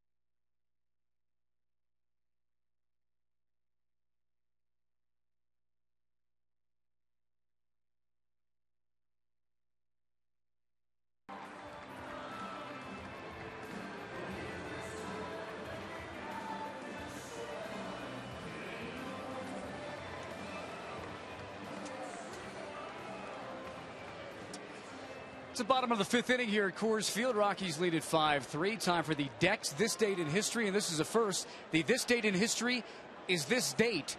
June the 17th, 2009, because tonight, Ivan Pudge Rodriguez set the record, the big league record for most games caught, 2,227, as he passes Carlton Fisk. And he's back in Texas, where the Astros are playing the Rangers. He's in the lineup tonight. Parents, wife, kids, all there at the ballpark down in Arlington.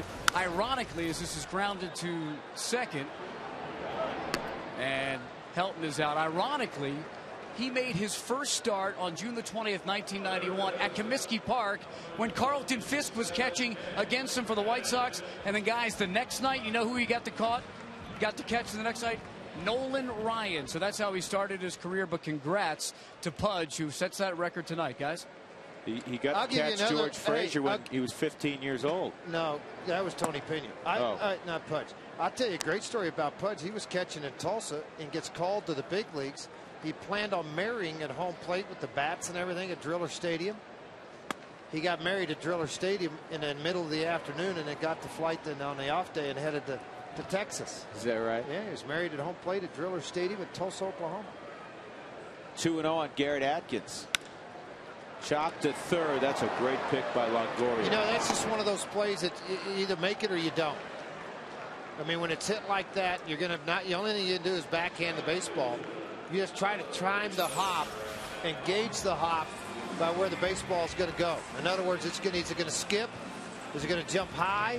As he comes up, catches it on the short hop, and just backhanded it perfectly on the scoop. I mean, a nice job here by Longoria. Watch right here. See, he's got to come in, and he just got it on the scoop. If he waits and goes the other way, the ball gets by him. Brad Hopp, a single and a strikeout.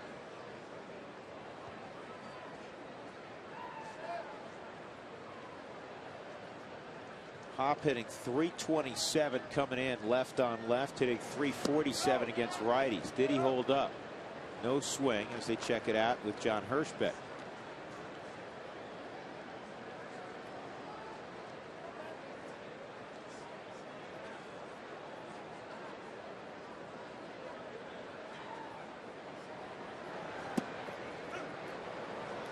Wally Bell thought that caught the corner. 1 ball and 2 strikes. Well, you anticipate them going to their bullpen. Price is due third up after this 5th inning. But you know, I don't know, George. He's he's settled in decently. 72 pitches. Well, we'll see. Maybe Joe will let him go a little longer. Aaron Cook's pitch count has climbed dramatically. He's over 90. Strike 3. He's throwing strikes. He's throwing more strikes tonight than he has in any of his previous starts. He's been consistent in the zone. He trails, though, 5-3 as we move on to the 6th inning at Coors Field.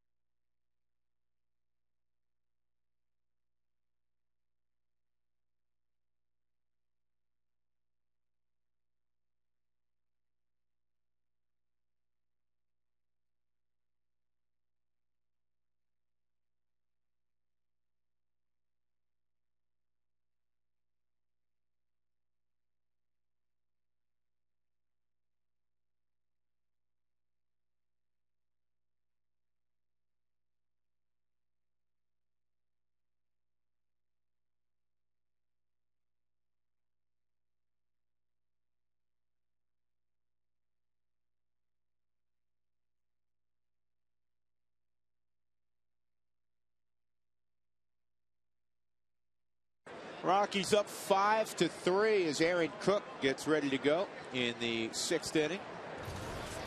Jason Bartlett to lead off, and the sinker is out of the zone, ball 1.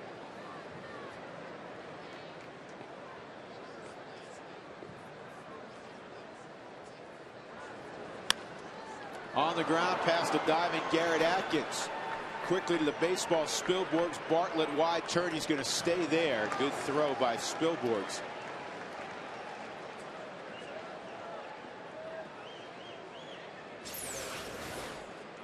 Let's take a look at it one more time. A high sinker in the strike zone, and you see this ball just shoot right down the third base line. Atkins up even with the bag, so limits his mobility there as far as left and right. The ball hit obviously much closer to it.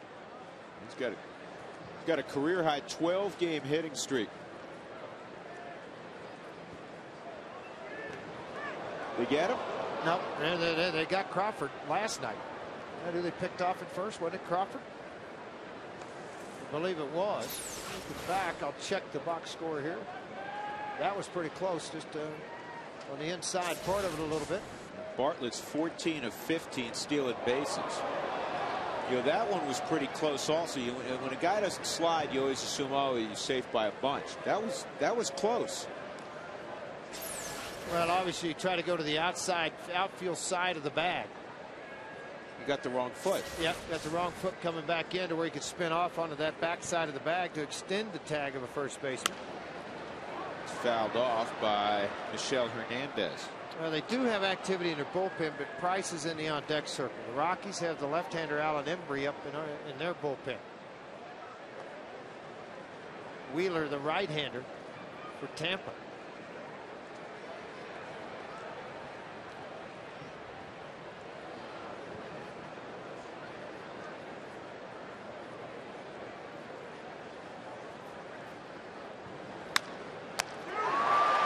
That should be 2. And a little bit.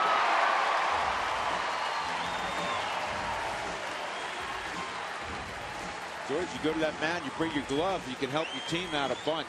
Well, I just looked at it, though. It's kind of funny, though. Let's see if Tulowitzki comes to it, too. Or if he went around to the backside. See, I'm not sure who they thought had the bag there. Either way, it worked out for you. When you're a sinker ball pitcher, a lot of times hitters try to take the ball back up the middle. At least that's what you should try to do. 10 ground ball outs now for Aaron Cook, 4 fly ball outs, 3 strikeouts. And David Price will hit for himself. 2 outs and nobody on, down 5-3. And he takes a big hack, doesn't get much baseball.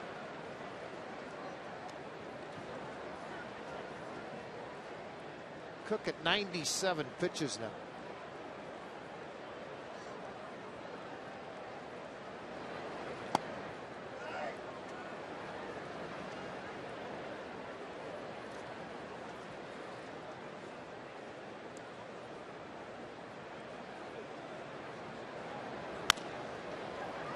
Todd at first.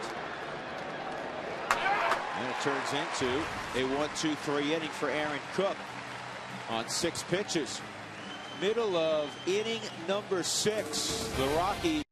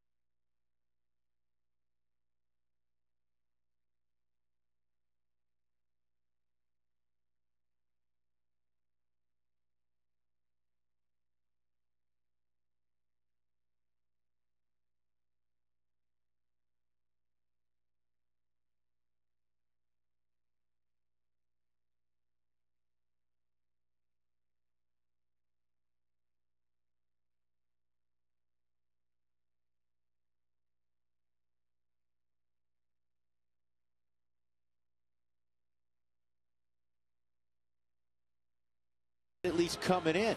He is, Drew. He's kind of corrected himself. Really, there's You know, it's mainly a fastball slider mix. We've seen very little, if any, changeup.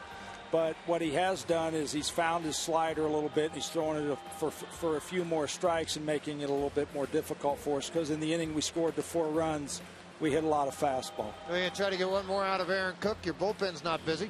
No, it's not, but it's going to get busy, George. I think we're hitter to hitter with Aaron. We'll see how this inning goes. Obviously, he's the 4th or 5th hitter this inning, and try to piece it together here for 3 more outs to try to get to Manny and Houston.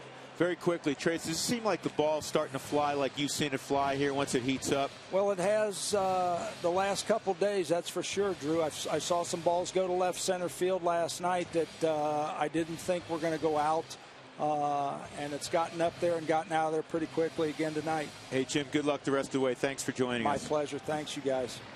All right, Jim Tracy and the Rockies ahead 5-3 right now. And they'll try to add on for Aaron Cook, Ryan Spilborghs, Troy Tulowitzki, and Chris Iannetta against David Price. And you heard the skipper say it. You know, Price coming in, George, and you read the numbers. He was almost a walk-in inning. Well, he had 18 walks in 19 innings, and all of a sudden now the strike zone, only 19 balls thrown. As I mentioned, there's 54 strikes in the ball game. It's been very, very effective. No walks in the game.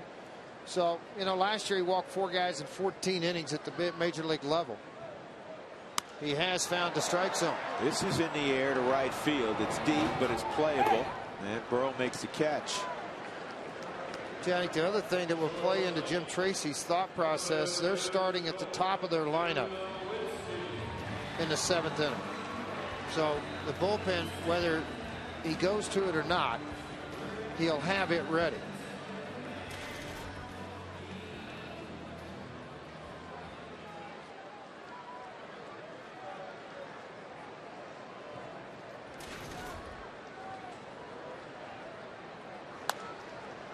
Tulo fires at that high fastball that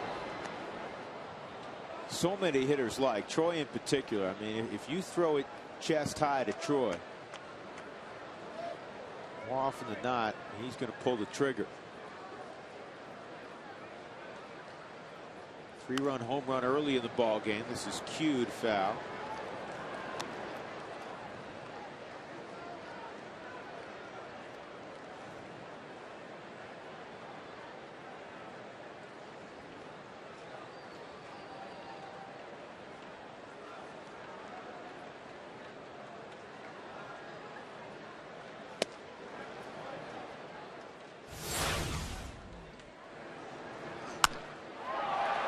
Got him, coach. That one's not coming back. Earlier, Paul Phillips with the mic on. That's fouled off.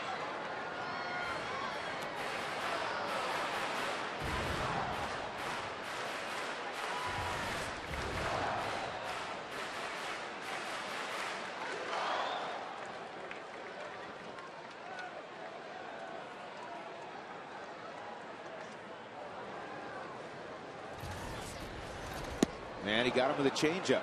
2 changeups in that sequence. He's got the whole repertoire going right now. Well, he's just firing strike after strike. Count on the pitch count's way down. Here's a good changeup. Has a slider type action, but velocity down. He's talking to himself a little bit right now. Very disappointed after giving up the long ball to Tulowitzki. You could see this, just what we're talking about. 60 strikes, only 20 balls. He's working here in the 6th. Now Chris Iannetta has hit him hard. Double off the left field wall and a home run almost up on the concourse. Rockies got 4 in the 2nd. And then the home run from Iannetta in the 4th. Look how far this ball goes. Got him, coach.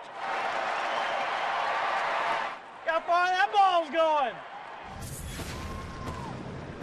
Paul's having a good time tonight. He's down there all by himself with all of his friends. Sitting on the corner on the bench. Yeah, he's having fun with all his buddies. Now he's got to go to work. See what he's doing, folks. You wonder what he's looking at. He's looking at who they have left on their bench. What would be the matchups, the setups in case they have to pinch hit for him. Get him up here in case they go and make a move on Ionetta, what they have to do to get prepared.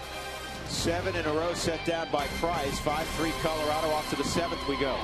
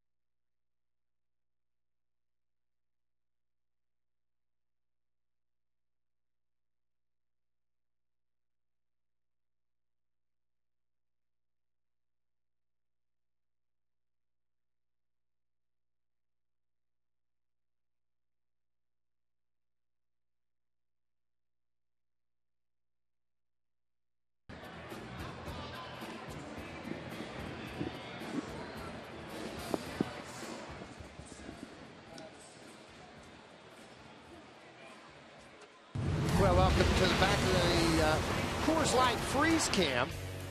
The strikeout on the outside corner of Longoria. Hard slider down and away. You see this pitch just disappear under the bat of Longoria. Then the home run pitch, a hanging slider. Caught too much of the plate, and Longoria made him pay for that. That was the Frost Brewed Coors Light freeze cam.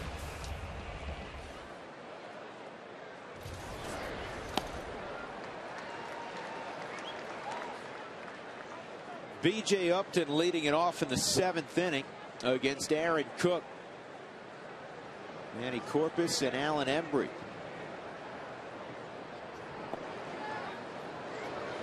Upton shortened up but didn't offer.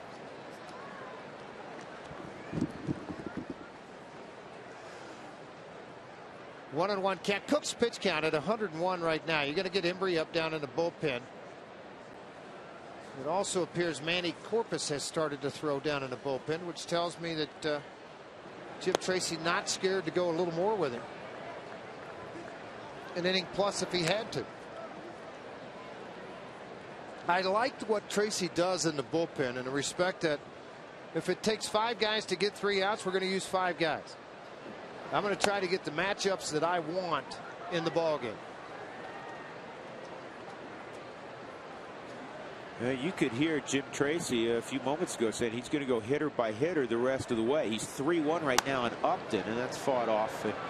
Well, what he's trying to do is just match up down into the bullpen. And again, if it's left, right to do it, that's what he'll end up doing with it. Well, if you're looking for a fun and unique place to hold your special event, guess what? Coors Field has many areas available for all kinds of events, including business meetings, cocktail receptions, weddings, theme parties, and a whole lot more. 303 Rockies for more information.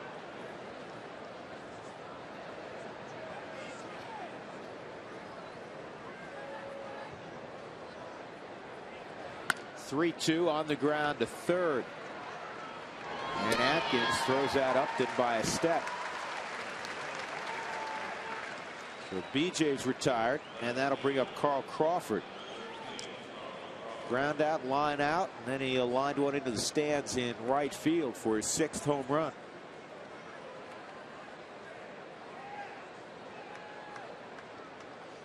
Mentioned earlier that Crawford had signed to play football at the University of Nebraska. They were going to let him play baseball also.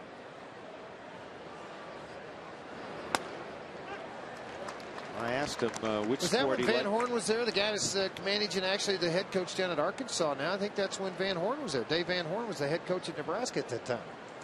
He's only been at Arkansas 4 or 5 years. He brought baseball back at Nebraska. I guarantee if you recruited guys like this guy, you had a chance to bring him back pretty quick. Yeah, Mike Anderson out of Eaton, Colorado is the head coach there now. And he recruits our state frequently. I think he has 4 signees from the state. Time for the Home Depot doing more on defense. Carl Crawford earlier in the game. Ground ball toward the hole. Todd comes up with it. Aaron Cook over to cover. Fancy footwork. And the Rockies get it out. Sick. You hear what Paul Phillips thought of it. Sick. The highest of praise. The Home Depot doing more on defense. 2 outs. And Evan Longoria at the plate. He homered last time up, following up Crawford's home run. Well, he takes strike 1. You mentioned with the Colorado players. I mean, a kid out of Sterling went to Mississippi Valley State. Jeffrey Squire, hopefully I pronounced that correctly, a shortstop out of Sterling, Colorado. This year the Rockies took him in the 14th round. This year they were pretty active in the state of Colorado. The Rockies were more active than they typically were all the time. I mean, they did take a kid, Micah Green, out of Cherokee Hill Trails High School in Aurora, Colorado. Tyler Wallace out of Eaton, Colorado. Greeley, Colorado. Sterling Monfort was also drafted. 0-2. Where's that? Well, everybody, including Aaron Cook, thought it was strike 3. Problem was, Wally Bell, the one guy that counts, said no. I can see a little bit of that. Thought it was down low. A lot of times, folks, you watch an umpire's reaction like that time Wally Bell just dropped his head down. Kind of a little bit of an indication either it was low or I missed it. Troy Tulowitzki fires to first. A 1-2-3 seventh for Cook. Retired the top of the order.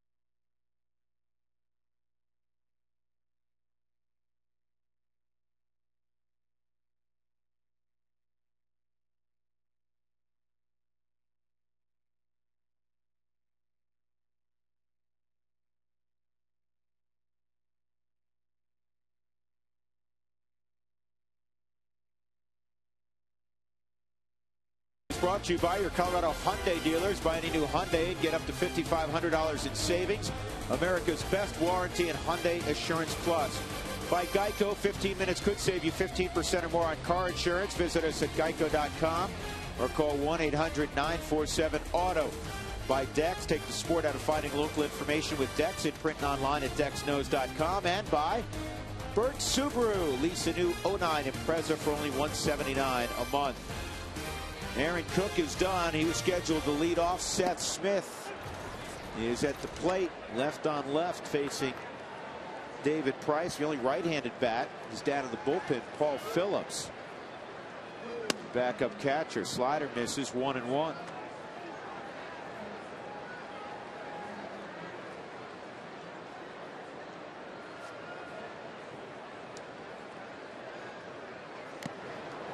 Foul tip, 1 ball and 2 strikes.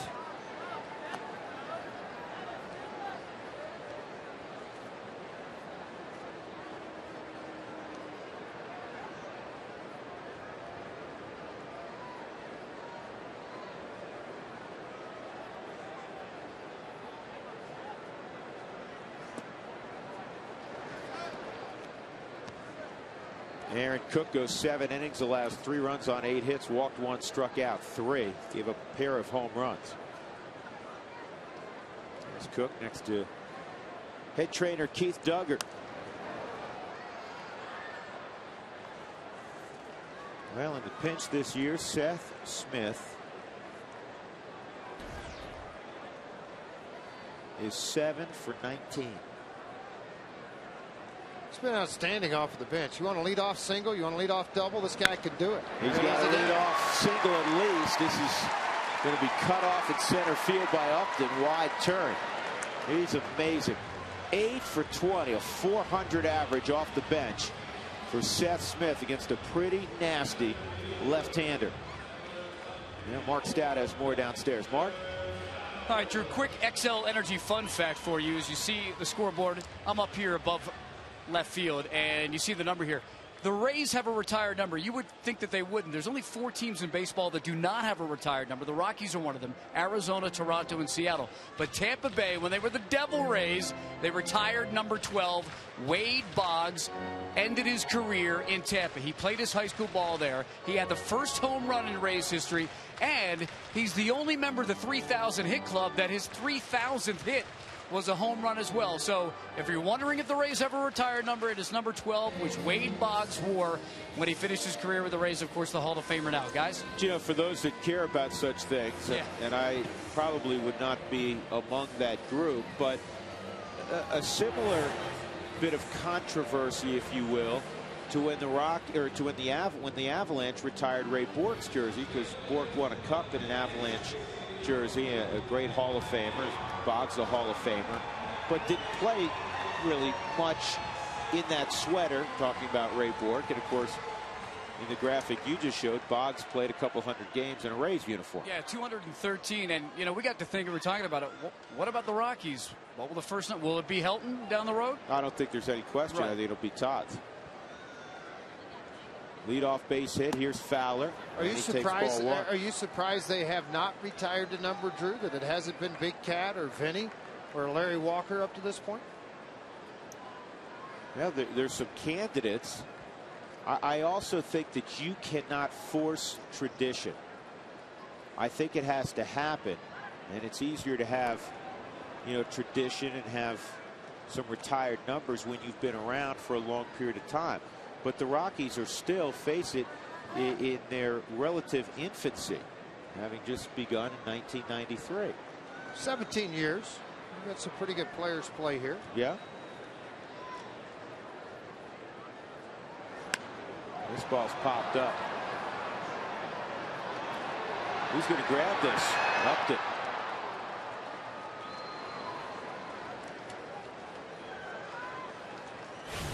Time now for our Verizon speed of the game. The push bunt by Dexter Fowler, and it's a bunt hit.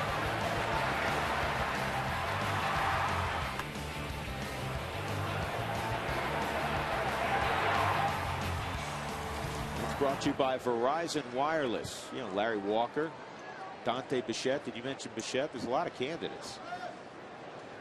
Well, there is a lot of guys that have a chance. Should have some recognition. Surprised a couple of times. And maybe some guys not having days at the ballpark. Vinny's had one.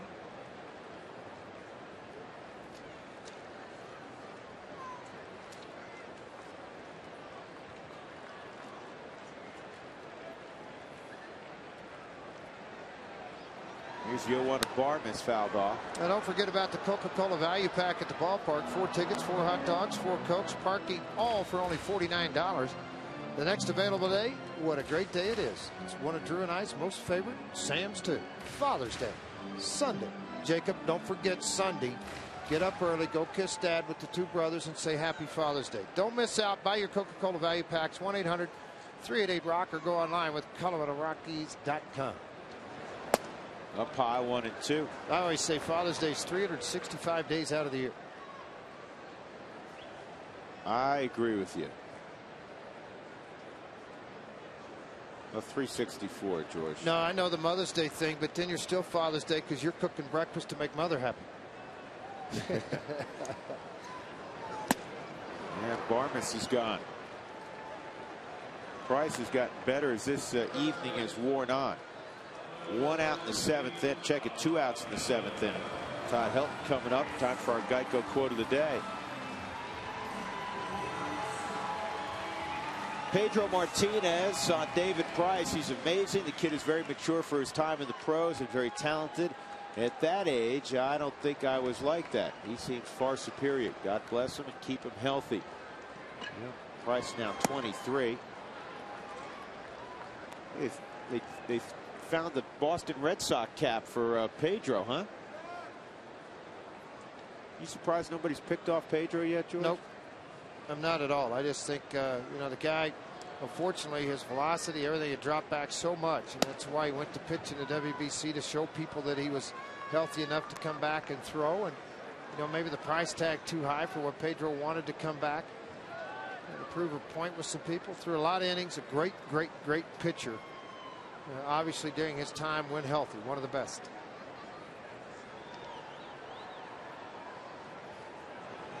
Todd's 0 for 3, and he's going to be 0 for 4. Zobrist makes the catch. We will go to the 8th inning. Colorado leading 5-3. Rockies will go to the pen.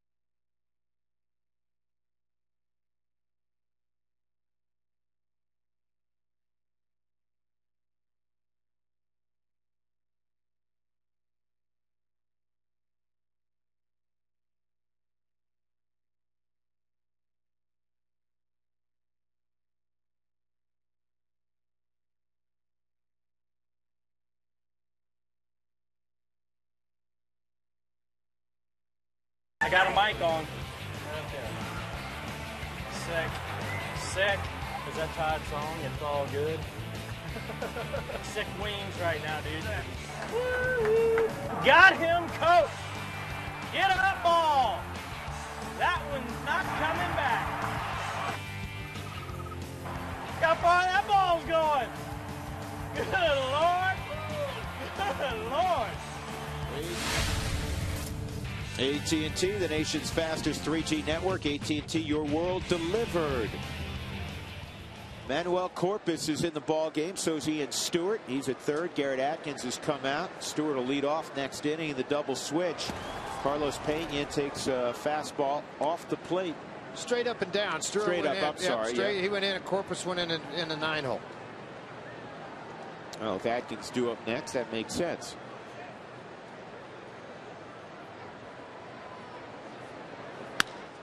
Line drive to center field. Fowler's there, 1 out.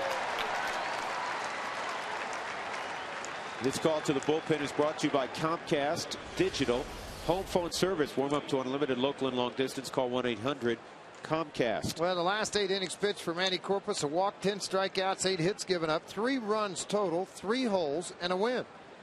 Earned run average at 338. A lot of people think that Manny may not be pitching well because the ball's up in the zone or getting more fly ball outs than ground ball outs. But his velocity at 93, the slider has been relatively sharp. That one at 83.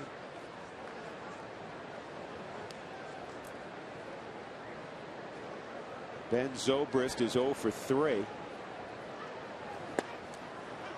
that's in there for a strike.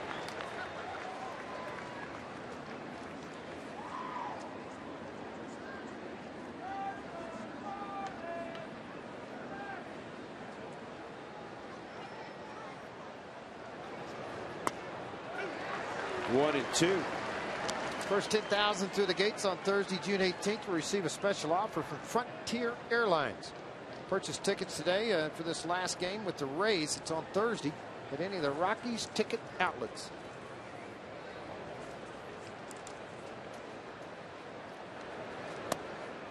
Two and two.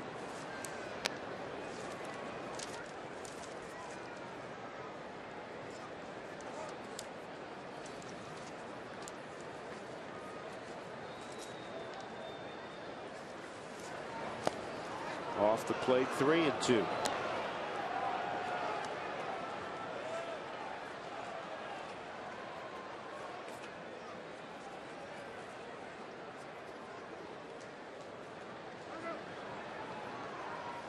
Zobrist last night was 3 for 5, including a triple and a home run.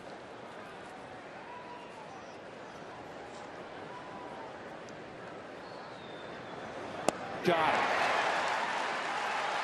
It looked like a changeup.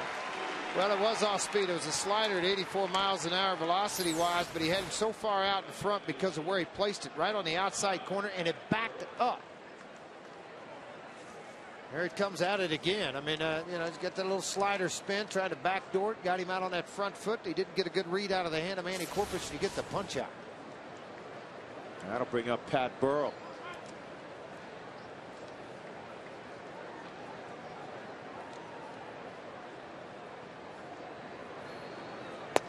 At the knees for a strike.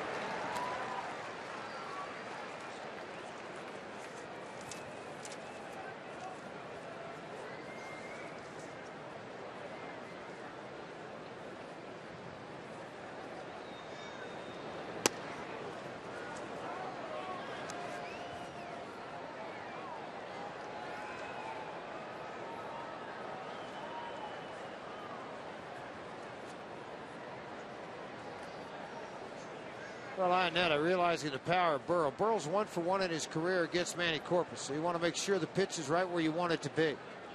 Ionetta out to visit with Corpus, who's in that frame of mind of, you know, after the other day, he said, I'm not going to give it up. He's got a manager that believes in him right now, and that's what is important. The Rocks 29-1 this year when leading after the 8th, 11-0 at Coors Field.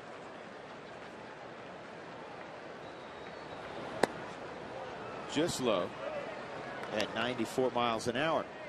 If your windshield needs help, call Colorado's #1 team, Elite Safelite Auto Glass, 303-287-5000, online safelite.com.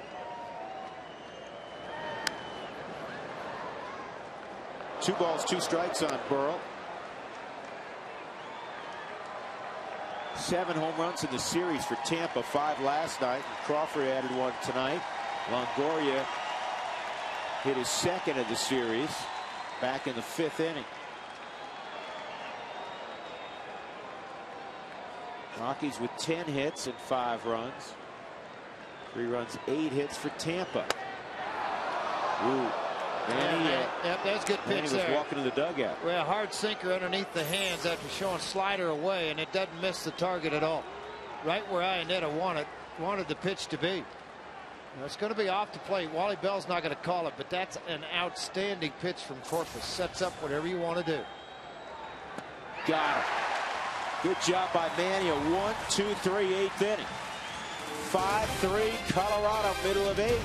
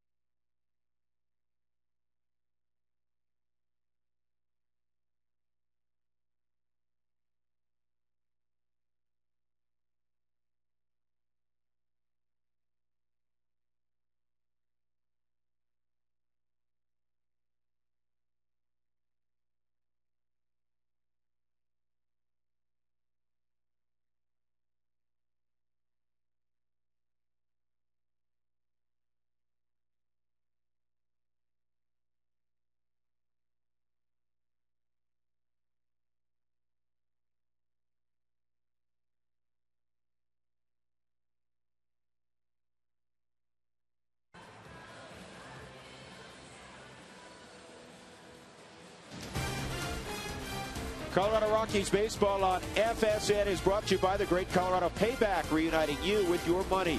By the Courtyard by Marriott on the 16th Street Mall. Ask about our hometown sports package. And by the Colorado Lottery. Don't forget to play. Ben Zobrist, who can play virtually anywhere, is now in right field. Willie Ibar's come in at second base. So Burl, who made the last out, checks out, and that's where the pitcher spot will end up. Dan Wheeler, the veteran, will come on and throw the bottom half of the 8th inning. When you look up 25 ball games, been very effective, 20 2/3 innings, 2-1 overall record. Closed for them a little bit last year, closed for the Houston Astros before he was traded over to Tampa.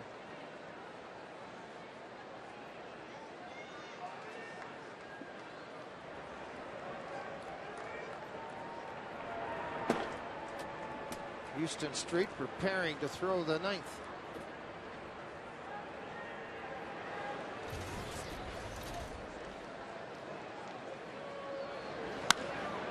And the first pitch is popped up to left field.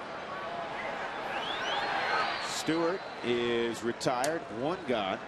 Let's get it down again to Mark Stout with tonight's Great Colorado Payback sideline report. Mark. Thank you, Drew. One last thing on David Price. He's not pitching now. A lot of Rays fans thought maybe he would be this team's closer because of what he did last year when he came up at the end of the year. Well, a couple of choice words from Joe Madden, and they were actually a name. He said Sandy Koufax. Remember, when Koufax started, when he was 19-20, he went 4-6. From there on in, 161 and 81, he got command of his fastball, and he feels that David Price is going to be one of the best starters in the American League, as this is skied by a hop to left field. And he said, and I like this comment by him, he said, we are prepared to absorb some growth on David Price and let him work his way into the rotation. And obviously, as a #1 pick overall, they think he's going to be one of the best down the road, guys. Well, I'd agree. I mean, a big left-handed arm like that, you want to give it an opportunity to do what he did tonight. I thought after 4 runs in the second, he turned it around. He'd given up 6 hits in the first 2 innings. He gives up 4 the rest of the way. Very impressive outing by Mr. Price, but not good enough. Aaron Cook was better.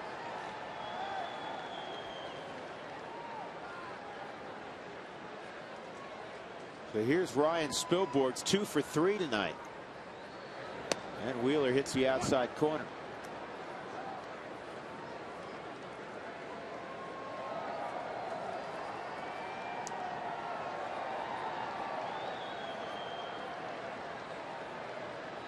Wheeler first reached the big leagues with the Rays back in '99.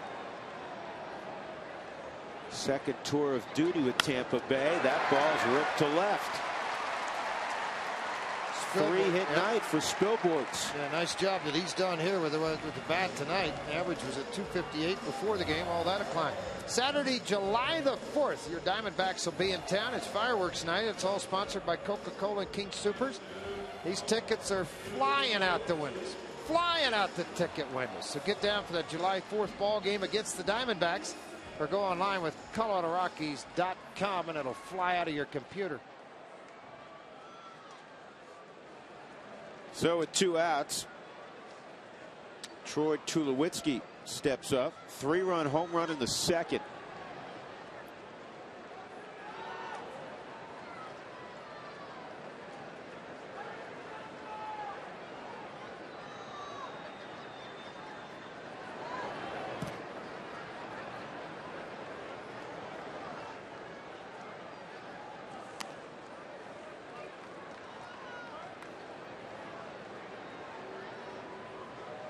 Spilborg, 6 stolen bases in 9 attempts.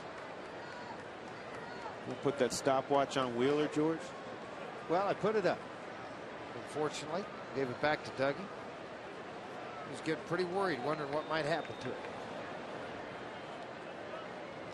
Doug, can I have the stopwatch back, please?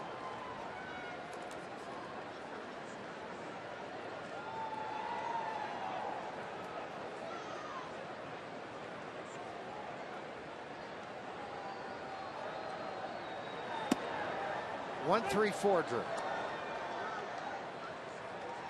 How's that?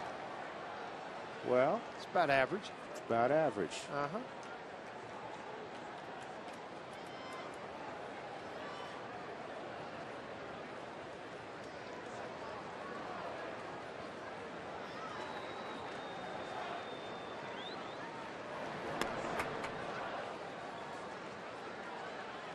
Remember, when the Rockies score 7 or more runs, like when Tulowitzki gets a 2-run home run here, then you go to Taco Bell the next day between 4 and 6, get 4 tacos for $1 with the purchase of a drink.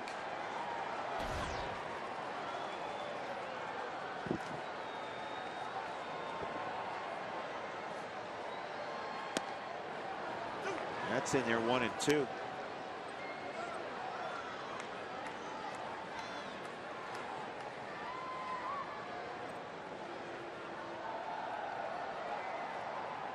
Ionetta waiting if Tulo can reach.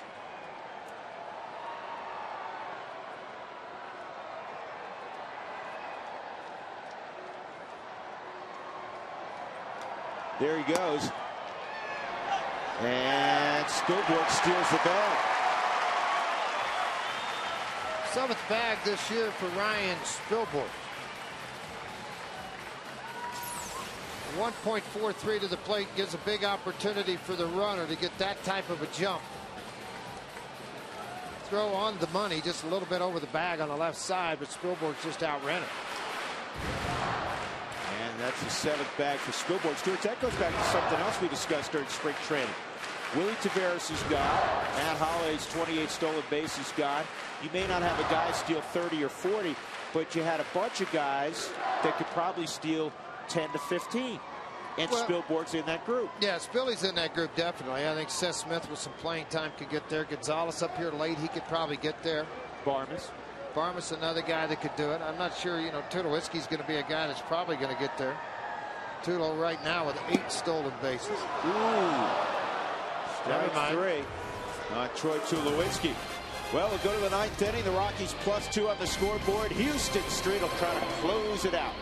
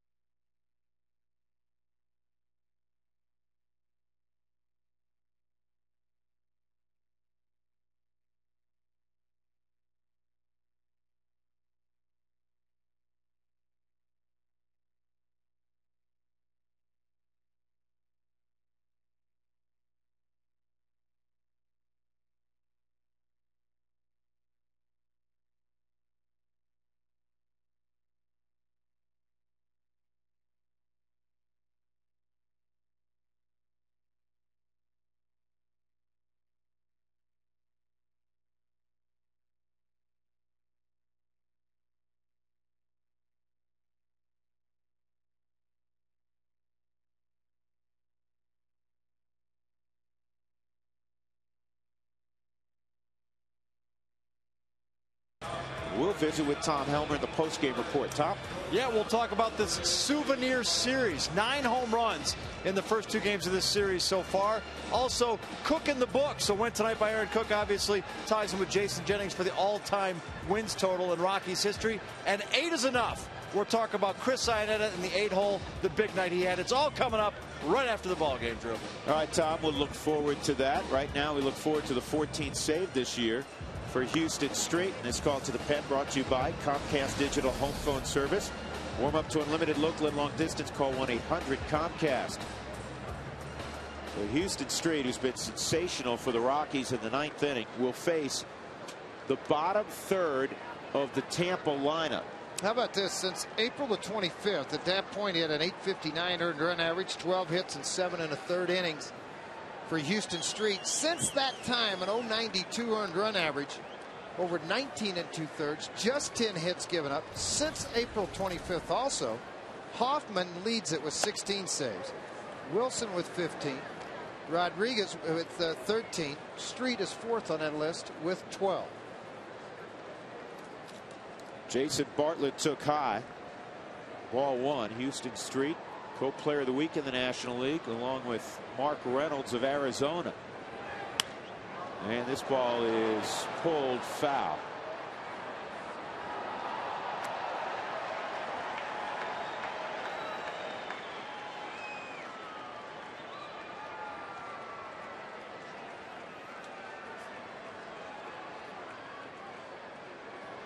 Houston Street accumulates the strikeouts. Throughout his career, he's been a strikeout and inning guy. And that's why he has a slider that disappears late. This year, 27 innings, he has struck out 32.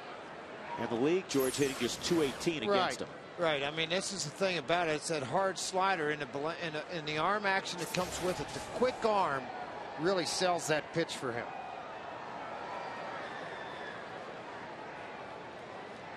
He may see it again. Nope. Ground ball right back to Houston.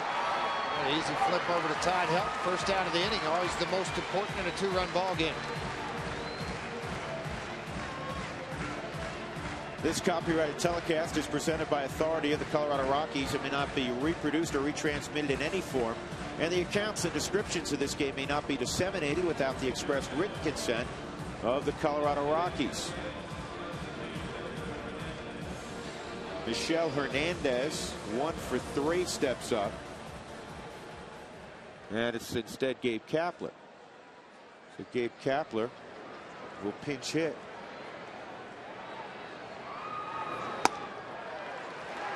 Now, last night he had a home run for the 4th straight ball game. Watch his cap. He's so strong, he swung one-handed. He has one of the stranger swings at baseball. They call it stiff. Yeah, it's all upper body. It's just a stiff swing, not a lot of lower leg drive. It's all that upper strength with his arms and his wrist.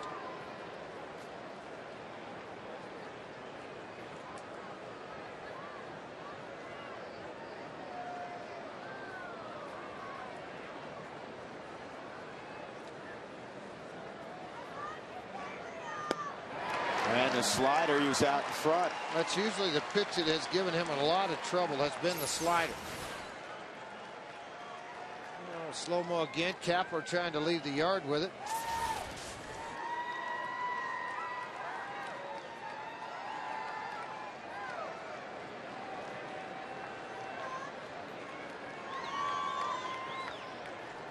And the 1-2. Willie Ibar's on deck.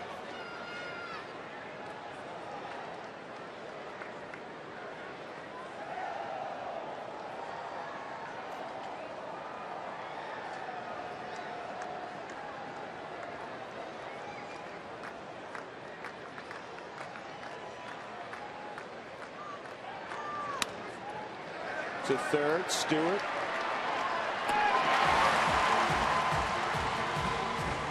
One out away.